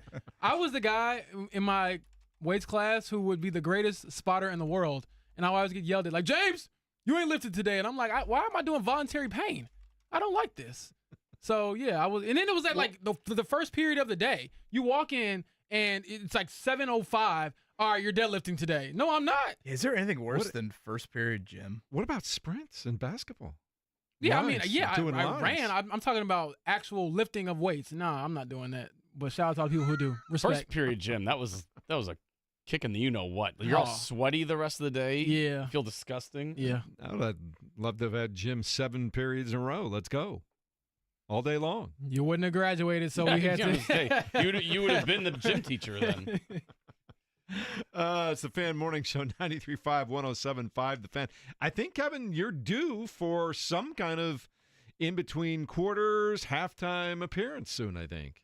I don't know about that. I think I've probably exhausted. I think I just need to stick with the bowling. And what about if they catch you on camera? Would you be willing to like down a beer real quick? One of those situations. Sure. Well, yeah. I mean, I wasn't born yesterday. You'd be right there. Yeah, certainly. That's an absolute given. That's a different kind of pain. I do think it'll be, again, outstanding atmosphere tonight inside of Gainbridge Fieldhouse, and yes. I think it's very important to take care of business. Because Cleveland is sitting there and they can kick their feet up, and I know Donovan Mitchell a little banged up late in the season, but I think it's just important to try and finish off the Bucks, and as James pointed out earlier, not to get the turned ankle here or anything. Obviously we've seen Matherin now on the injury report. He's missed a game, could miss tonight. We've seen Neesmith on the injury report as well. Because remember, their next game wouldn't be till Friday, so you extend this a little bit longer. It's not like travel. I'm not too worried about that. It's more of just the nicks and bruises that Cleveland gets to avoid after they beat the Heat by 54 5 points last night. I just don't think you want to even give the Bucks a glimmer of hope. Like, you don't want to go back to Milwaukee on I'm not Friday. as worried about, like, even if the Pacers lose tonight, I still think the Pacers are going to win this series. It's more of just avoiding the injury. Yeah. I could see if they get on a roll like they did in Game 2, and they're flirting with the 24-point lead, this Bucks team now is a lot different than that Bucks team in Game 2. I could see a 35, 40-point beatdown coming for the Pacers tonight. Predicting a 35 or 40-point. Yeah, I'm I'm just saying, if you look at, if you you got to find a gambling. No, listen. You got to find a gambling app that can allow you that. Here's what I'm saying. They weren't that move far into away a Sandals resort. They weren't that far away from a couple of these games going that direction, but Milwaukee still had fight. They still had Lillard. They still had some things going on. They got have Pat Giannis. Connaughton. Right. I'm just saying, I could see this game getting to be a 25, 30-point game. If you if changed a little bit because you said 40 at first. At what point do you stop if they just kind of lay down and roll over? I don't think they will. We've seen that a bunch of times in the playoffs already this year. They have Giannis. He ain't laying down. But I will say this. I might think have to score 50 tonight to keep him close. He might, but he ain't laying down. I do think that Tyrese, I believe I saw something where like he's like the first Pacers player maybe to have, 4 straight double-doubles to start, or assist points double-doubles to start a series, something like that. And I think the way he plays, and I've seen him play for years now, obviously, and his ascension kind of makes me rethink what dominance is and what it looks like, what it feels like, because he is unlike any player I've really watched a lot. You know, with LeBron, it's the physical force and just how big he is, and he can do it all. With Steph Curry, it's the threes. With Lillard, it was the threes before he got hurt. You know, I'm thinking of Ja Morant. It's the above the rim play. And Tyrese, I don't know if it always looks pretty. Obviously, his shot's a little funky. I don't know if he has like the greatest like downhill scoring package, but he gets the job done very efficiently, and he controls the game. And I think that's the greatest compliment I could give the guy, because it doesn't necessarily feel like it, but then you look up and you're like, wait, he had 17, 15, and 8? Like, that is elite. Yeah, I think that's a great way to put it. Yeah, Tyrese is not all of a sudden they're sitting in a boardroom in Bristol saying, hey, did you see the Tyrese Halliburton highlight from last night? We need to lead with that. No. That's Russell Westbrook in his prime. That's Ja Morant currently. Yeah, there's a like Giannis is brute force. Right. Yeah, you have to truly appreciate, I feel like, watching basketball to enjoy Halliburton, just because he moves the ball around. His vision is so great. Certainly he can definitely shoot it, but the things that he does at the rim, which I thought he had a couple nice rim takes the other night in Game 4, but it's not dunking on dudes, right, or even just, like Mathurin has a lot of impressive finishes. I don't know if necessarily Halliburton has that, and that's where I'm kind of torn on him in this series, James. It's like you just said, 4 straight doubles to start this series, and yet I sit there and think to myself, I feel like he's got another gear. Right, because he hasn't shot it well. But yeah, so then that's where I now like question myself. I'm like, Kevin, shut up. Like, he's had 4 straight double-doubles. Like, stop. This is the playoffs. He's atop the scouting report like no other. But you are right of yes, he has not shot it well. And I think that's what gives you some encouragement, again, moving into next series, when certainly the games will be much more competitive. And plus 1,900 if you want the Pacers to win by the 20s or 30s, by the way. I might go on. Just throwing it out there. I think the Bucks will start out with everything they got, and I think it's not going to be enough. And I think the Pacers will overwhelm them. I also think, to your point, James, sometimes Halliburton is just so smooth and it looks easy. But you look at the stats at the end of the game, you're like, wow. Yeah, I think it just meshes well. I mean, how many times does he have the pass that leads to the assist or leads to the bucket? So, again, such a unique player, unique personality as well to back it up. And I think that he is obviously going to be raring to go tonight. And similar to how I describe other players, Tyrese is so nice, very nice guy. I seriously think that if, I saw him 5 years from now walking down the street, he would say, what's up, as if I just saw him yesterday. But he's also a killer. And I think that is another layer to it, Kevin, where maybe he isn't the super demonstrative guy. And I know he talks a lot as well, but he just doesn't carry it like other guys. And it's not forceful. Like, I rarely see him, like, do something and there's like a lot of rage or something behind it besides like yelling at the basketball. But again, the guy gets the job done, and you can't really fault it. He likes to headbutt the basketball now. That's his thing, right? I'm making sure, hey man, don't hit it too hard now. You don't want to go in protocol. All right, coming up in a moment, we turn our attention back to the National Football League. David Behrman has been on this show a couple of times. He is PFN 365 Chief Content Officer. Give us his thoughts on the Colts draft and where they go from here as we continue next. 93.5, 107.5 The Fan.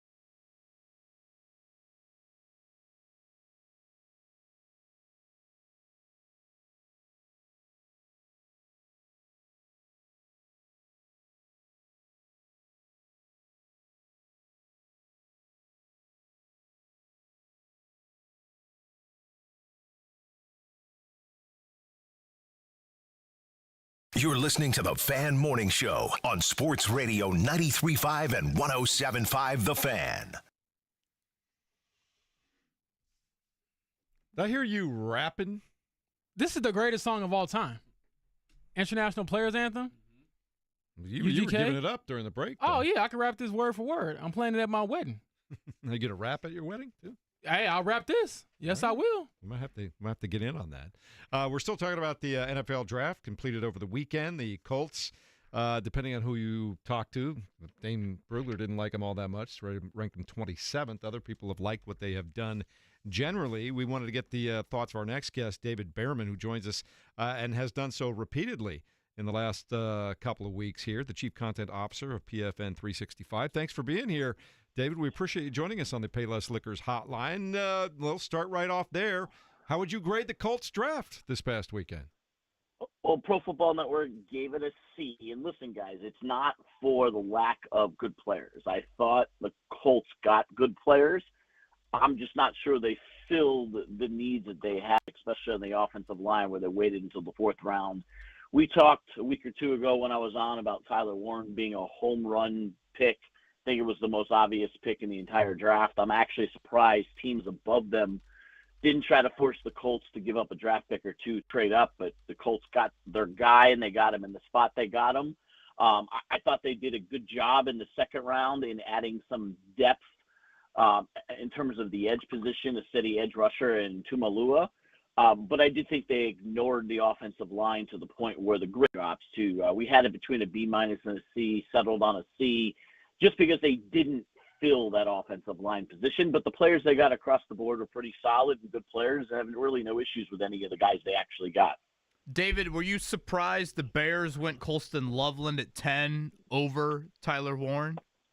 Not stunned, because every team had a different tight end of each other, whether it was Warren or Loveland. I think we talked about it, how it was pretty much about 60-40. 60% of the teams had Warren, 40% of teams had Loveland. It was just a matter of who's going to go first in terms of which team was going to pick. So Bears had been projected to go tight end. I wasn't sure which one they were going to go, and I think it just worked out in the Colts' favor because you knew the Colts wanted Warren. So it was whether the Colts needed to trade up to get him. But once the Bears went Loveland, you had very good the Colts were going to die unless, somebody decided to not go for need. And listen, I'm a Dolphins guy, and I had a whole bunch of people texting me that they should draft Warren because he's the best player on the board. And I go, I get it. He is the best player on the board at that point. But that's not a need. The Miami Dolphins didn't need a tight end. Neither did the San Francisco 49ers, obviously. And those are the teams, or the Dallas Cowboys, and those were the teams that were above the Colts. And therefore, Warren just, fell to exactly what the Colts needed. David, I know when it comes to Tyler Warren, he had the really dominant season last year. I believe the first tight end in college football to finish in the top 10 or top 7 in Heisman voting in almost 50 years.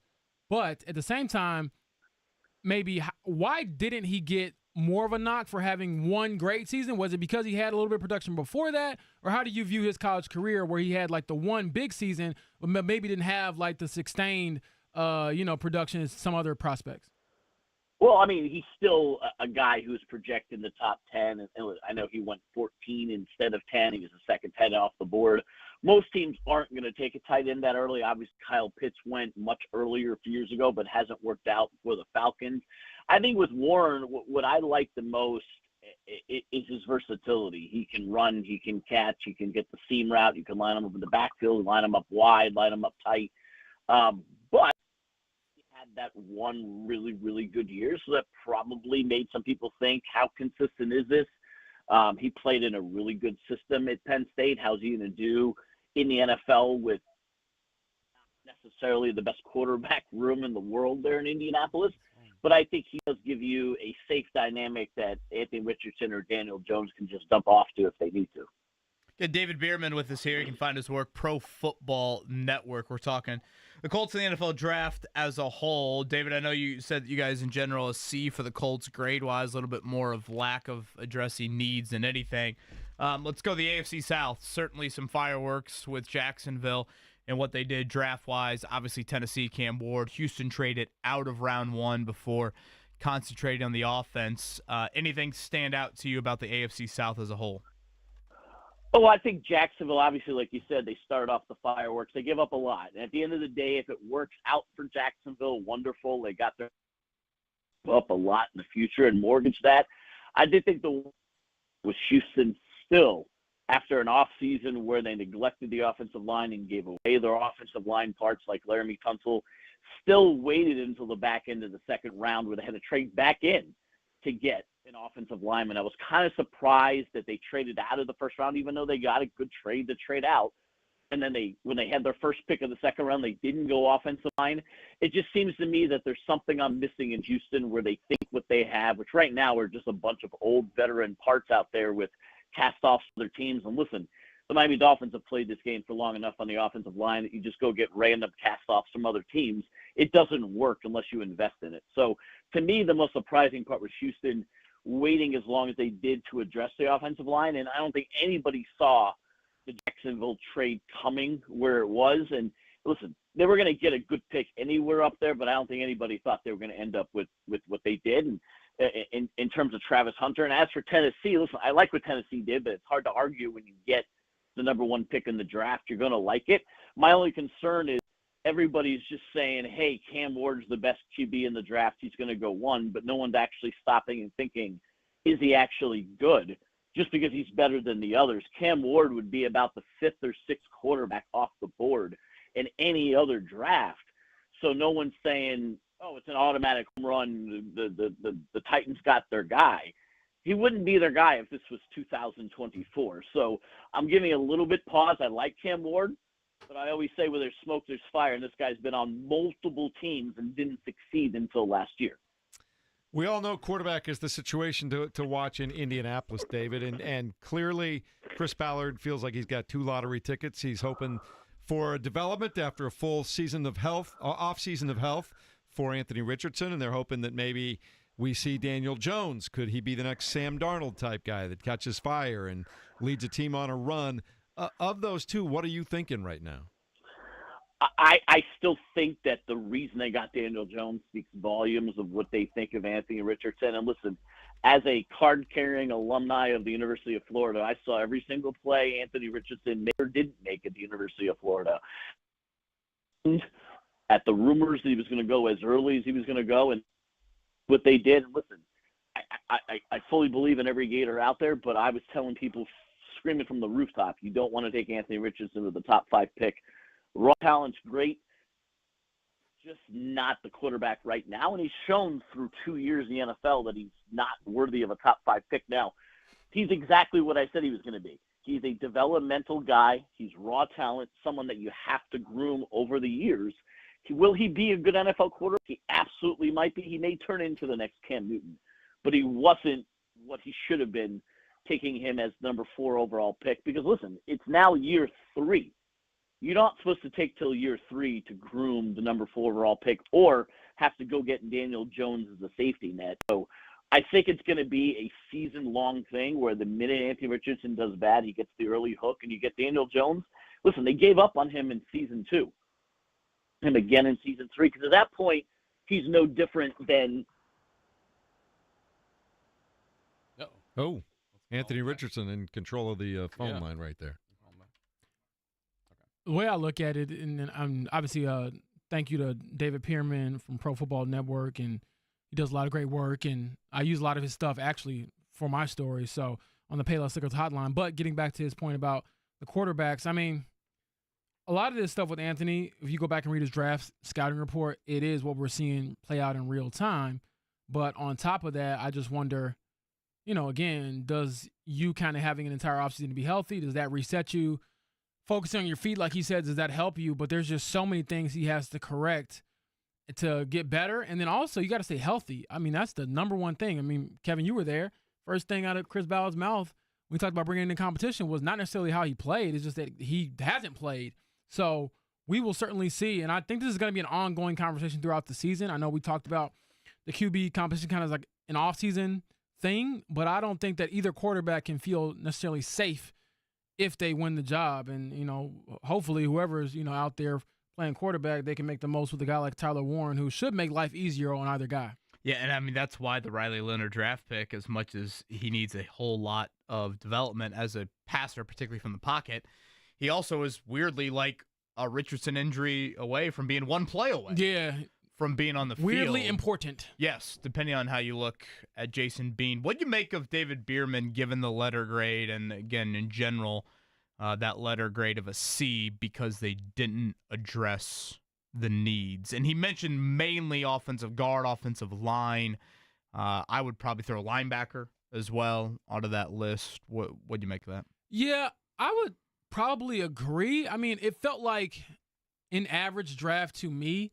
And I'm not saying you can't get good players. I just mean overall there wasn't really a lot of like, man, this is a home run pick. I mean, Tyler Warren, yes. I feel like JT Tui Moloau, I have to keep saying that, Tui Moloau, I feel like he is like a high floor type of guy. I don't know if he has a super high ceiling. He kind of feels like a Kwity Paye type of pick. And then the other guys obviously are a little bit further behind as far as what they can contribute to the team. So I see feels like it's, not disrespectful. It's okay, but maybe I'll give him a little bit higher because Tyler Warren is that good, and he certainly feels a need.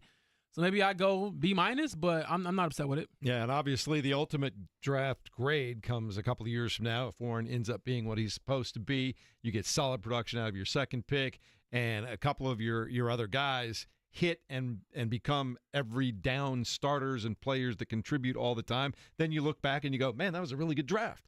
And if that doesn't happen, you go, well, missed again. We were just talking about redrafting the 2020 draft with Tyrese Halliburton, where I believe he went, 12? And if he did it again, he would go number 2 behind Anthony Edwards. And Anthony Edwards obviously is a very great player, and both of them are currently leading franchises in the playoffs and trying to advance to the second round. So, yeah, there's always that hindsight there, but I would say out of the 8 picks, if you hit on, 4 of them, you probably did okay. I think I didn't kind of sneakily or a sneaky pick for me is not even sneaky, but Jalen Travis, I believe out of Iowa State, Kevin, is I think he's like the Blake Freeland replacement kind of, because they took a swing on the swing tackle a couple years ago, and that just didn't work out, and then they had to take another swing again. Yeah, let's play, I guess, a little bit of get to know your draft pick, James, because I think, and I honestly have to remind myself of who these guys are at different points. But the Colts drafted 8 guys, and outside of Tyler Warren, I would say of the other 7, maybe Riley Leonard, people are a little bit unfamiliar with these. So a little bit of a background for our audience. Jalen Travis, the 4th-round pick out of Iowa State, Princeton before that. Yes, and I believe, is he the one who played basketball with Chet Holmgren and Jalen Suggs? Yeah, same AU team as those two. The family kind of reminds me a little bit of the Pierce family, like a heavy athletic family. Yeah. His brother Reed, I think some people, especially college basketball fans, might remember Reed, played at Kentucky. Ross Travis actually played for the Colts. That's Jalen's cousin, Colts tight end. Ross Travis, if I'm not mistaken, I want to say played college basketball at Penn State back in the day. So you're talking about a lot of basketball, football overlap, and again, just an athletic family in general. Exclusively a tackle, 6'8", 339 pounds. That might be the biggest dude ever to play for the Colts. 6'8", 339, 18 career starts at left tackle, 8 at right tackle. James, I would say that of all the picks, 8 of them, I don't really consider it, and we talked about this yesterday, I don't consider any of them like small school, hey, they lit up their local small combine, here's the project pick, who cares, it's pick number 200. Travis probably has the quietest resume, though, of anybody. He only played at major college football level for 1 year. That was at Iowa State, of course. So maybe he would be the one that closest qualifies as that. But again, the Colts do have a connection to Iowa State. Their coaching staff, Tom Manning, their tight ends coach, was Matt Campbell's offensive coordinator for a couple of years. So there is some familiarity with their staff and Jalen Travis. But yeah, I look at him as competing for that swing tackle, which on paper isn't the most pressing thing in the world until all of a sudden what hits the fan, and then you need it. And last year you needed it a whole lot because Braden Smith missed over a month. I like the fact that it would be beyond the size, and you talk about the athletic background, the athletic ability. Guys with that size and have been athletic, I like taking swings on guys like that. 4th rounder, I'll go for that. James, I think just a tackle, though, right? Don't think guard? No, I think he's honestly too big to be a guard. And one of the things, at least reading his draft analysis, is that he can get a little upright, so he's got to get a better base. And again, if you are going to be a little bit more upright, it's probably for the outside versus the inside where you can just get toppled over. So we'll see, how he develops. They did say he's kind of a developmental piece, but certainly somebody that they think can, plug and play at some point if needed. It's just that you don't want to have to rely on him, obviously, throughout his entire rookie season. Mark Dykton, your major in college? Communications. Okay. That's what every athlete took to make sure they graduated on time. I respect it. Fits Mark. James? Broadcast journalism. Okay. Jeff? Yeah. Broadcast journalism. Look at that. Sport communication print, my major. A little marketing minor through Kelly. God, I keep on calling him Reed. Jalen Travis graduated from Princeton with a degree in anthropology, a concentration in law, politics, and economics. Also received a certificate in African American Studies, and in his 1 year at Iowa State, he received a graduate certificate in social justice. Well, you know what? I mean, I actually graduated with a degree in thermodynamics. I just was, trying to make everybody else feel humble. He was one of 62 athletes from the entire country to receive the Truman Scholarship. Provides funding for grad school along with professional development opportunities to prepare for careers in public service. He did mention with us on the Zoom call, law school is calling his name whenever football is done. I feel like people like that are just God's favorite. Because I'm like, how the heck are you that athletic? You turn down like Power 5 programs to go to Princeton. You get a degree from there, then you go to Iowa State, and you're still an NFL draft pick with a legit chance to play meaningful snaps. So, yeah, God, when you was, sprinkle a little bit of that dust over here, man. I would love to be that. Hello. And isn't his vertical, he's like 6'8", but his vertical is over 30 inches, which is crazy. Yeah, a bit of a dancing bear, right? Yeah. Again, athletic and big. In turn for Amy Klobuchar for our, good political brethren out there. So, as my 15-year-old would say, he's just built different. He is. So, yes, very interesting dude. But, yeah, to your point, James, it's really, 4 straight years now we've seen the Colts do something like this in the middle rounds. Yep. You think back Bernard Ryman, third-round pick in 2022. You think back to, you brought up Blake Freeland, fourth-round pick in 2023. Last year, Matt Gonzalez, third-round pick. Kind of a mixed bag. Ryman, an absolute hit. Gonzalez, I thought, had a nice rookie season. We'll obviously see the position switch. Freeland so far has really not done much at all. We'll see how things play out here for Jalen Travis. But that is your fourth-round pick, the only trade back in the entire draft. Colts move back 10 spots for Jalen Travis. Thanks to David Behrman from Pro Football Network for joining us on the Payless Liquors hotline. Mark, let's check it down. The Morning Checkdown, brought to you by Butler Bulldogs Basketball. 2025-26 season tickets are on sale now. Registration for iconic Hinkle Fieldhouse premium seats runs through May 31st. Don't miss Hinkle Magic. Visit butlersports.com/buy tickets.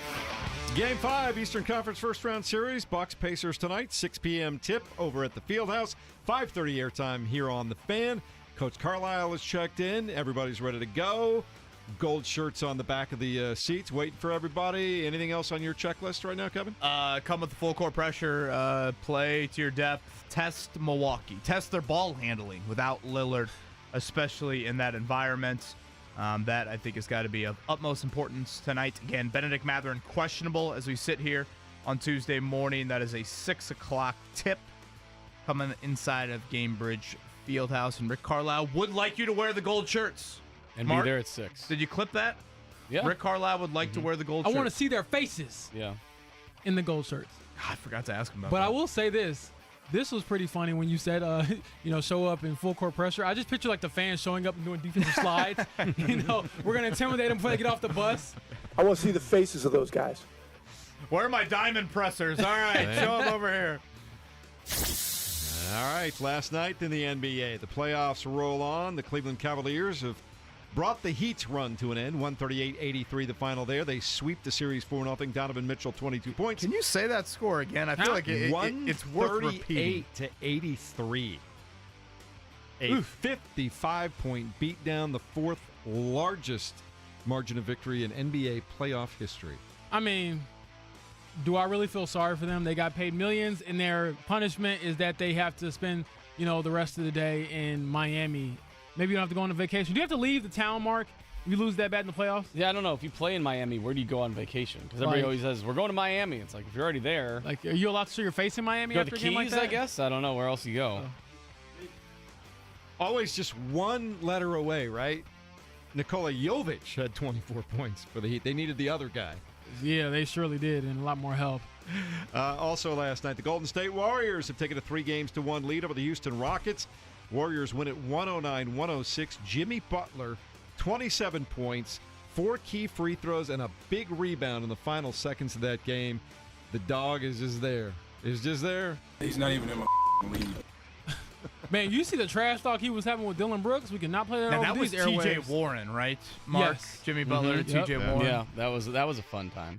When I say that he's trash, like I mean that. Remember, kids, if you don't like your situation, quit and leave, and it'll get better. You are the best, Mark Dykton. Later on tonight, beside the Pacers and Bucks, Pistons take on the Knicks. They're trying to stay alive. Knicks trying to close it out, 3-1 lead. Celtics will host the Magic. They also have a 3-1 advantage going into that. And maybe the best series of the first round, Denver and the Clippers. They're tied up at 2. They'll play late, 10 o'clock tip in Denver. That's just been a fun series to watch. Been a great series. To go back to that Detroit Knicks game from a couple days ago, referees, open your eyes. I am not a referee attacker, but in that situation, I was like, everyone in Detroit has the right to give you a piece of their mind after missing that call and looking dead at it. So please, for the love of all things holy, make the right calls. And for the 483rd time, the NBA with a 2-minute report saying, "Oh, our bad. Sorry, I missed that one, guys." That really stinks. It should be 2-2. 3-1. The Reds win their 5th straight over the Cardinals. Don't look now, but here come the Red Legs. There we go. Mark right there. behaving here in the final 2 hours of the show. I dig that. Also, later on today, the Indians will play in Omaha against the Storm Chasers. That one starts at 12:05. The Reds will play the Cardinals again. The Cubs on the road to take on the Pirates. I don't want to hear, after you hammering the Reds for only sweeping the Rockies, I don't want to hear any nonsense if you're not sweeping the Pirates. Yeah, you hear Jeff? You hear him, Mark? Well, who are you rooting for, Jeff? Are you a Reds fan or a Rockies fan? I'm a Reds fan. Where are we falling here? No, you're the one that who is made a fair big deal question. out. That is a fair Only question. beat the You're a Rockies. Broncos fan, an Avalanche fan, Nuggets fan. And no, the Rockies didn't translate. They went to the Reds. Yeah. Seems like you jumped on the bandwagon of Jeff, a team I that didn't didn't say get that. swept. Mark Here's is the problem right. with the Rockies. The ownership gave up on that team 15 years ago. Why shouldn't the fans? This is a fair point. But how did you You become? defend your city or you don't. How did you become a Reds fan? Is it because of the my first ownership? ever, no, You my jumped first on the ever Major bandwagon League, no, after my they swept first, this weekend. My first ever Major League Baseball game when I was 10 years old was at the old Riverfront Stadium. My hot take for the morning for all of those listening is that bandwagon fans are geniuses. Be happy in life. All right. Softest thing. Jeff went to the Reds game and he was like, look at that line. Sticking with those teams that stink is loser behavior, Kevin. The Rockies didn't even come into existence until the mid-'90s. Yeah, I got nervous about Jeff's Reds fandom when he described the Ellie De La Cruz line outside the ballpark there. Not only was it long, but it was deep and wide. People they're excited. Taking care of business there. That's why. Taking care of business. That was some Month of true May fandom. coming up here later this week. Doug Bowles will join us. Now, have you guys dabbled in the Kevin Bowen burger from Cluster Truck? I actually just ordered one this morning. I had it last Yeah. week. It was excellent. Let's go. Yeah. All proceeds to the IU Simon Cancer Center. Absolutely love that here. So that is here in April and throughout the month of May. May 19th, the Burger Bash. And Jeff, you said it earlier in the show, Trackside with Kevin Lee and Kirk Cavan already started their nightly shows. They'll continue that here through the month of May. So thank you And to tonight on Cluster Truck WIBC for the because we've got partnership. the Pacers over here. Right. Check it out on the podcast, too. I know a lot of people listen to Trackside on the podcast, so you can check that out as well. But thank you to Cluster Truck. Fan promo code. Pretty simple there. FAN for a little off your order. All right, coming up in a moment, we'll take another look at tonight's NBA game over at the Fieldhouse. In the meantime, let's eat.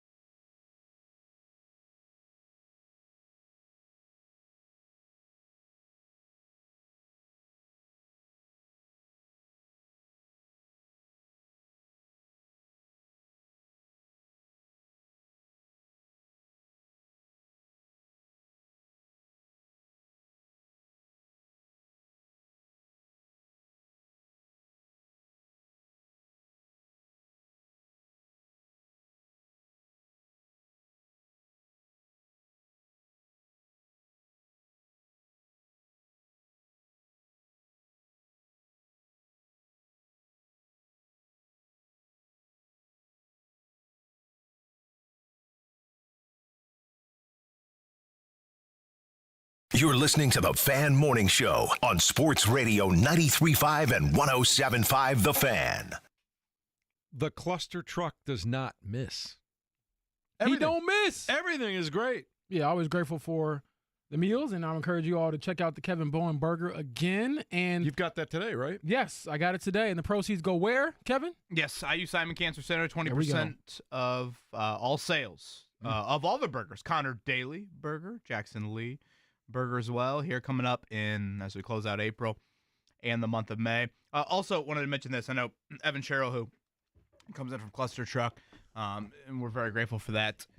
Him and his wife, Gina, they're going through the incredible journey that is IVF. And if anybody out there know of young couples that are dealing with that, it is beyond stressful, and the financial burden is extremely immense. And so July 11th, they're going to have a golf outing up at Purgatory, a great golf course up there in Noblesville. So if you can, golfinvite.net, help out with that golf outing for Evan and his wife there. If you need the link or anything, just message me. But great dude. July 11th coming up at Purgatory. Evan and his wife Gina and their IVF journey. So golfinvite.net. Great people, great food, great company. It's all good. Cluster Truck. We're fans. No question about it. What'd you get today? I went with Old Faithful, the chicken Caesar wrap, but James Boyd, thank you, sir. Yes. Mark, as soon as I opened it up, I was like, that looks delicious. Can we not eat over the board? I'm not over here. I'm gonna be. What we're talking about. You I'm can't like, even see me over this here. is a grown man. Continue. I'm not even wearing pants today. You haven't said I'm one the one that thing. gets in trouble for it, so okay. Anyway, Turkey Club. Man. Turkey Club looks Outstanding. good. Eddie Garrison's pulling Mark's fantastic. crumbs off the board. I'm just saying that last week I got a big email about there was some old Coca-Cola in one of the buttons that had to be Ain't me replaced. then. So I'm just saying. Have you seen Have you seen the room after the weekend shift? That's all I'm saying. You're not wrong. Can I give a shout out? Yeah. This is actually pretty serious. I want to give a shout out to one of my former teachers, Nancy Benson from University of Illinois. She recently passed from cancer. I believe it was last week, actually, or about 8 days ago. And she was awesome. She was tough. She was fair. She was, not always very nice when it came to journalism, but I think I had a lot of respect for her over the years just because of how she went about the business, how she taught me how to go about the business. And so, 40 years in journalism and then giving back to us, I'm a better person in journalists because of her. So shout out to Nancy Benson and condolences to her family. RIP there. And transitioning back to kind of what we were doing yesterday, all three of us decided to go check out the Fever Media Day, see what was going on there. KB, takeaways from what you saw, heard? Yeah, day 2, training camp practice. Yeah, media day for the Fever coming up tomorrow, and then they'll play their first 2 preseason games Saturday and Sunday. Caitlin Clark has been very vocal individually about needing to put on weight, frankly. Add some muscle, add some strength. So she was not like me ditching the weight room. Very much. I don't know if the Kevin Bowen Burger, other options, very healthy options at Cluster Truck she might opt for, but I don't know if the Kevin Bowen Burger would be on her menu. But, I think one of the unique things that we now have grown accustomed to with the WNBA, and I know Stephanie White, the new Fever head coach, said this yesterday, it's really unlike any other professional league in that your draft happens just before the start of the next season. So for Caitlin Clark specifically, if you go back to her final year at Iowa, you guys remember they played that game in a football stadium to start their season like in October. Yeah. So then she obviously leads them all the way to the national championship game. That goes until the first week of April. Mm-hmm. The very next week, she's drafted by the Fever. It's like a 2-week break until training camp starts. And then boom, 40-game grind last year. And remember, last year's schedule was a little bit more constricted because you had the Olympics in there as well.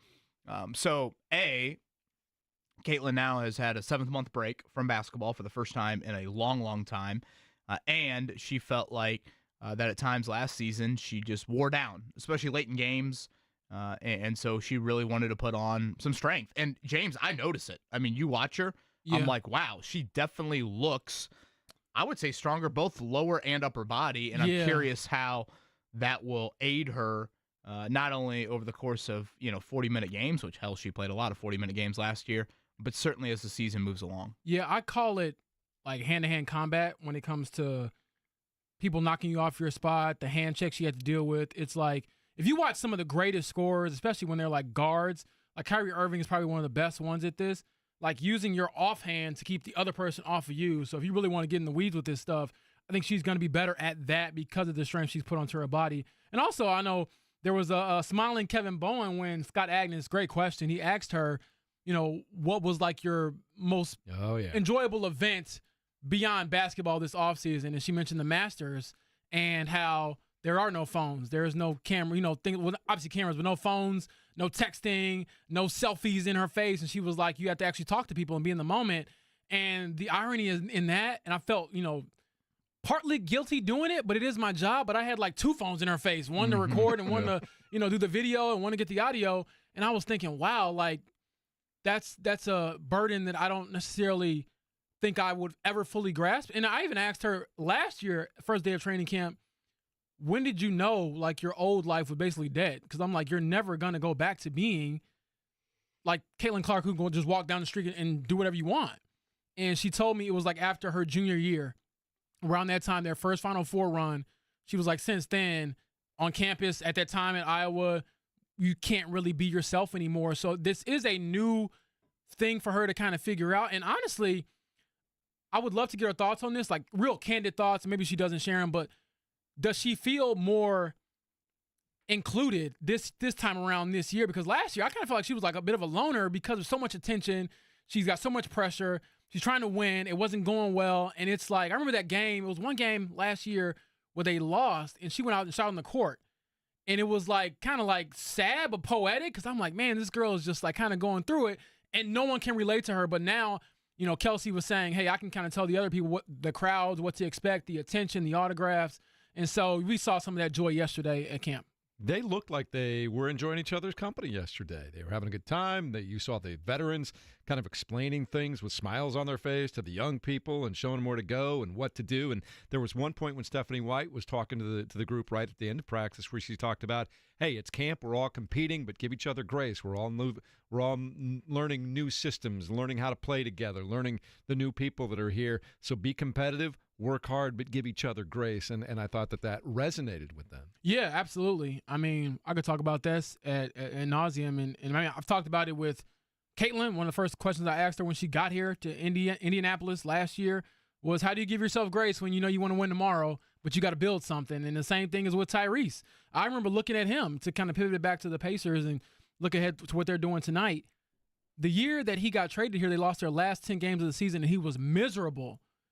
And I remember asking him, like, how do you work through this? And both of these players actually have talked about, having like mental coaches and having like the sports kind of therapists or psychologists kind of get through some of these tougher times. And now we're seeing both franchises kind of break through. And whereas, the Fever are just starting up, and the Pacers, I mean, they're rolling right now. And how many times in recent years, Kevin, have we had both teams going at the same time? Yeah. Been a while. Coming up in a moment, we will put a big bow on this. We've got the Jiffy Lube Superstat of the day. Also, some final thoughts on tonight's Game 5 between the Bucks and the Pacers. But, Mark, I believe we have another family 4-pack of tickets to give away to Indy 11 and their match against Detroit FC coming up this weekend. Yes, we do. Correct? This Saturday night. All right, James, number between 1 and 8 today. I'm going to go 1. Make it easy. Fast fingers, we call that. Thank you. That's good stuff. We'll do that next as we continue on 93.5 and 107.5 The Fan.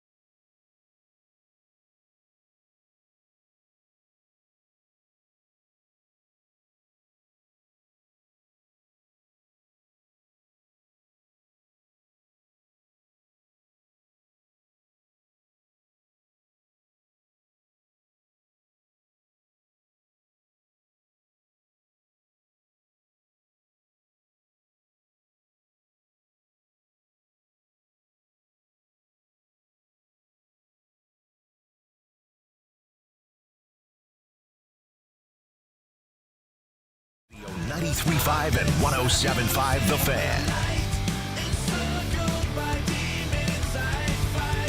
We're talking about another Victory Wednesday tomorrow morning, James Boyd?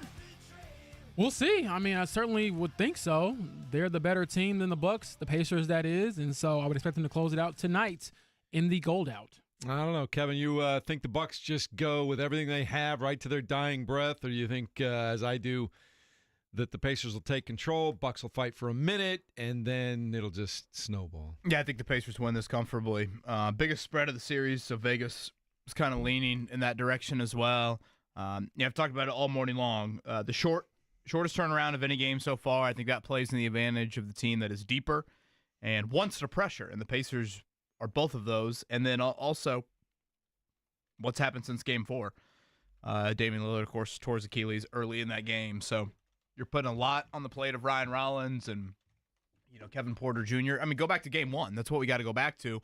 And at that point, Milwaukee had been used to life without Lillard. Well, now they thought Lillard was back, and, it's not like Lillard had really a minute restriction since he's been back. He was playing a ton.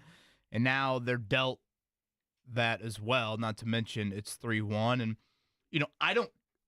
I think we come at it from the show from a Pacers standpoint, and we certainly have talked about it all morning long, but I do find it interesting what that Milwaukee shoot-around or, pre-bus ride to the arena will be like. I mean, this could be Giannis's last game ever in a Bucs uniform.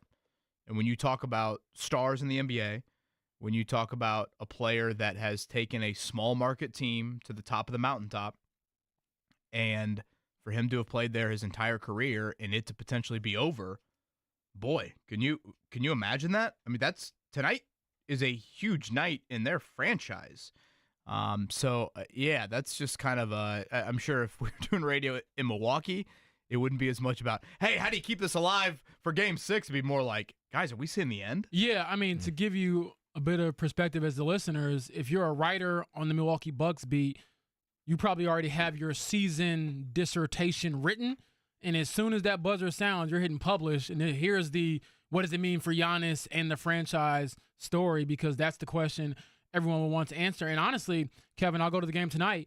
If the Pacers do close them out, those will be the questions. It won't necessarily be about the game. Like, no one's really doing a game recap off of this. If you're a Bucks fan or if you're a Bucks writer, they want to know what's next for the franchise. And, me being petty, if you're the Pacers, kick them while they're down. Oh, yeah, we're going to be the reason why you change your entire franchise. So we'll see. All right, let me ask you this. We know that Giannis is going to show up and have a big game. I think we all expect that. What is the one scenario you could see the Bucks find a way to scratch this out? The same way they won a game. Gary Trent Jr. just goes off. He's a really good shooter, and I think that if you don't stay attached to him, maybe he gets hot, and that's like the one way you can kind of stay alive in this thing. But ultimately, so much has to go right, because even in that game, it took so much for them to hang on and win it. So we'll certainly see. I mean, they pulled away, obviously, but Gary Trent Jr. doesn't have 37-point games very often. I wouldn't expect another one tonight. So we will certainly see how it all unfolds. And again, I don't want to necessarily kind of shape it as, this is it. I mean, the guy is very loyal. He might stay, but it certainly is a big question. All right, Scotty J has provided us with another Jiffy Lube Superstat of the Day. Kevin, can you take us home here with the Jiffy Lube stat of the day? Thank you to Scotty. Cavs completed a 4-game sweep. To call it a sweep would probably be an understatement of the Heat last night. They beat them by 55. That is the fourth largest all-time margin of victory in postseason history. The record's 58. That happened in 1956. The Nuggets beat the Hornets by a similar amount in 2009. The Cavs now have recorded 11 playoff series sweeps in franchise history, and all of the previous 10 sweeps, including one of the Pacers, LeBron James was on Cleveland's roster. Scotty also adds Damian Lillard out again for the playoffs with that torn left Achilles since 2012-13. If you include the playoffs, he's played the fourth most minutes of any player in the league. I would not have guessed this. Have you guys already looked at the other three names? I knew one of them. Mark, have you looked? I've not. Okay, so fourth most minutes in the NBA since 2012-13. Of course, Damian Lillard is one of them, as Scotty points out. I would say one of the three is very obvious. LeBron. LeBron Can you James. name the other two? I think one is more obvious than the other. Is it Steph? Not Too many Steph. injuries. No. Mark, you have some ties to one of them. Loose ties at this point. Boy, is it Jimmy Butler? No, but you're on the right track. Okay. West Coast. Oh, is it what's his name? Why am I blanking all of a sudden? That guy. The guy that got traded. Jimmy Butler and James Harden. I said Jimmy Butler. Sorry. I'm spacing now. DeMar DeRozan Oh, okay. and James Harden. What is this? DeMar Throw me for DeRozan, loops yeah. here. Mark and I are falling apart here to end the show. DeMar DeRozan would have yeah. surprised me. You forget, though. Because that, it includes playoff games, Right. and it's not like DeRozan's played in that many playoff games. No, but the He's always Raptors available. were there always in the first or second round for a good Yeah. run there. Right, but But not you with know, the Bulls or anything yeah, like that. I mean, in terms of deeper runs, Right. you know, Harden, for example, has played, I would say, a good amount of playoff He's also games. played a long time, though. I don't know if it feels the runs. same, but DeMar has been in the league for a very long time. And I again- actually think he's probably going to be a Hall of Famer. he's been pretty depending on how- durable, too. Like, he hasn't had long seasons of injuries. That's the Giannis thing for tonight. I mean, guys, we are watching a dude that's been with one team for 12 years. And That's been that long? he's been Wow. he's been the star, and he's Yeah. led them to a title. I mean, this is. I mean, can you imagine Victor Wembanyama playing for the Spurs for 10 more years, 11 more years? That's kind of what you're looking at. So tonight is Coaches a has he played for, I wonder. Top yeah, of my I head. don't know. I mean, tonight's one of those. I don't know. I think Baker's tonight dozen at this point. is kind of a unique night for the Pacers. Obviously, 98% of the audience that'll be inside of Gainbridge Fieldhouse, you care about them winning and advancing and all of that. But like 5 to 10 years down the road, you might be like, oh, yeah, I was at Giannis's final game, and it happened to be against the Pacers. We're used to LeBron kind of ending things for the Pacers, and weirdly, the Pacers could end one for Giannis tonight. Well, I think it's important to just get this win, take care of business, get some rest. You know who your next opponent's going to be. They're already sitting there waiting. Just don't mess around. I'm sure Rick Carlisle's speech is, don't mess around. Let's get on them quickly. Let's put it away. Giannis has played for 9 coaches. Dang, In I didn't know it was 12 that years. many. Whoa. In 12 years. That's got to get Scott old. Skiles, Jim Boylan, Larry Drew, Jason Kidd, Joe Prunty, Don't Mike I don't remember Budenholzer, him. Adrian Griffin, Joe Prunty again, and then Doc Rivers. Man. Maybe there was a couple of interims in there, but wow. Oh, there's definitely interims. That's a lot of certainly- turnover. But look, I mean, he got you a championship. Obviously, there'll be some heartbreak there if he does end up leaving Milwaukee. We will certainly see. But when I think of Giannis, I think of that Game 6 in Milwaukee. 50 points to close him out. One of the greatest performances I've ever seen in my life. And for that reason alone, he will always be loved in Milwaukee. But for our purposes in our show, the Pacers got a chance to shake up history. So seize the day. Who's the Pacers' leading scorer tonight? Halliburton. He finally makes some threes. Kevin? Yeah, that's probably a good bet. Siakam was a little quieter in Game 4. That's always a safe bet. Siakam's probably the safest That's bet where I'm going. out of all of them there. But, yeah, I'll say Halliburton. Yeah, kind of finishes him off and hasn't shot it well this series. Shot it, I think, a little better in Game 4. But, yeah, didn't shoot it very well at home in the first 2 games of the series. So, Right. Yeah, I'll go with Tyrese. If things go the way I think they might go, we might see a lot of bench play tonight, too. Fourth quarter. You need to put that bet down. I'm about to say, 30 yeah, points. I'm there. Yeah. I'm already there. You were calling out 40-point wins. Yeah, so I 40. really think the You went Bucks are going to 40 give everything burger they on have. us. I think the How many Pacers playoff are going to be wins relentless. in franchise history by 40 points for the Pacers? I would venture to say none. Can Yeah, I was gonna Scott, say. can Scotty look that up in the final couple minutes of the show? Send a screenshot of your bet app when you make that wager. I'm going to have to reload again. I always zero it out after football season. You go broke? No, I go spend the money. Oh. And then I'll reload it again. Maybe I'll have to go do that today. We'll do that. I might do that. I like that, though. I don't know. What'd you say? Plus 1,900 Plus on the what? 1,900 What was the to- alternate spread? To win between 25 and 30 I found points. the answer. I like If you want to know. Yeah. What do we got? 34 points is the most they've ever won a game by. They beat Cleveland in 2018 by 34. So Jeff is predicting a franchise record tonight for the Pacers. I said between 30 and 40. So right in that area. I'll go ahead and say yes. Let's go. All right. We'll be I here wanna- I tomorrow wanna to break put- it down. I want to put the Bucks down. I think that at some point they're just going to like Jeff heard me free say I fall. think the Pacers will win comfortably. He's like, watch this. Hold my beer. Somebody said on Twitter, they said treat the Bucks like Bambi's mom and just put it down. Oh, its my misery. I'm like, good goodness. Lord. That might be worse than the guy Jeez. earlier that said I don't want to see the bubbles. My goodness. Some of these analogies getting You guys rough. are heartless, but hey. Sandals Resort on 3, Cancun on 3, start all the chants, countdown for Giannis. I want all of it. Beverly's face in the Jumbotron. I want it all. Kevin's up for TPC on 3. Let's go. I want it all. I want it all. I think you should just Photoshop Giannis into a Lakers jersey and bring it and hold it up. I think the Bucks fans, the few that come tonight, will be very upset. Bobby Portis in a lawn chair with a little Mai Tai in his hand. Come on, Pacers TV. Come on, in-game entertainment. We're going to put this one to bed, as the Pacers will do to the Bucks later on tonight, I'm sure. You've got Jake coming up at noon, JMV at 3. A reminder, the Pacers start at 6 tonight. And so airtime 5:30 here on the Fan, Trackside, and Beyond the Bricks over on WIBC 7.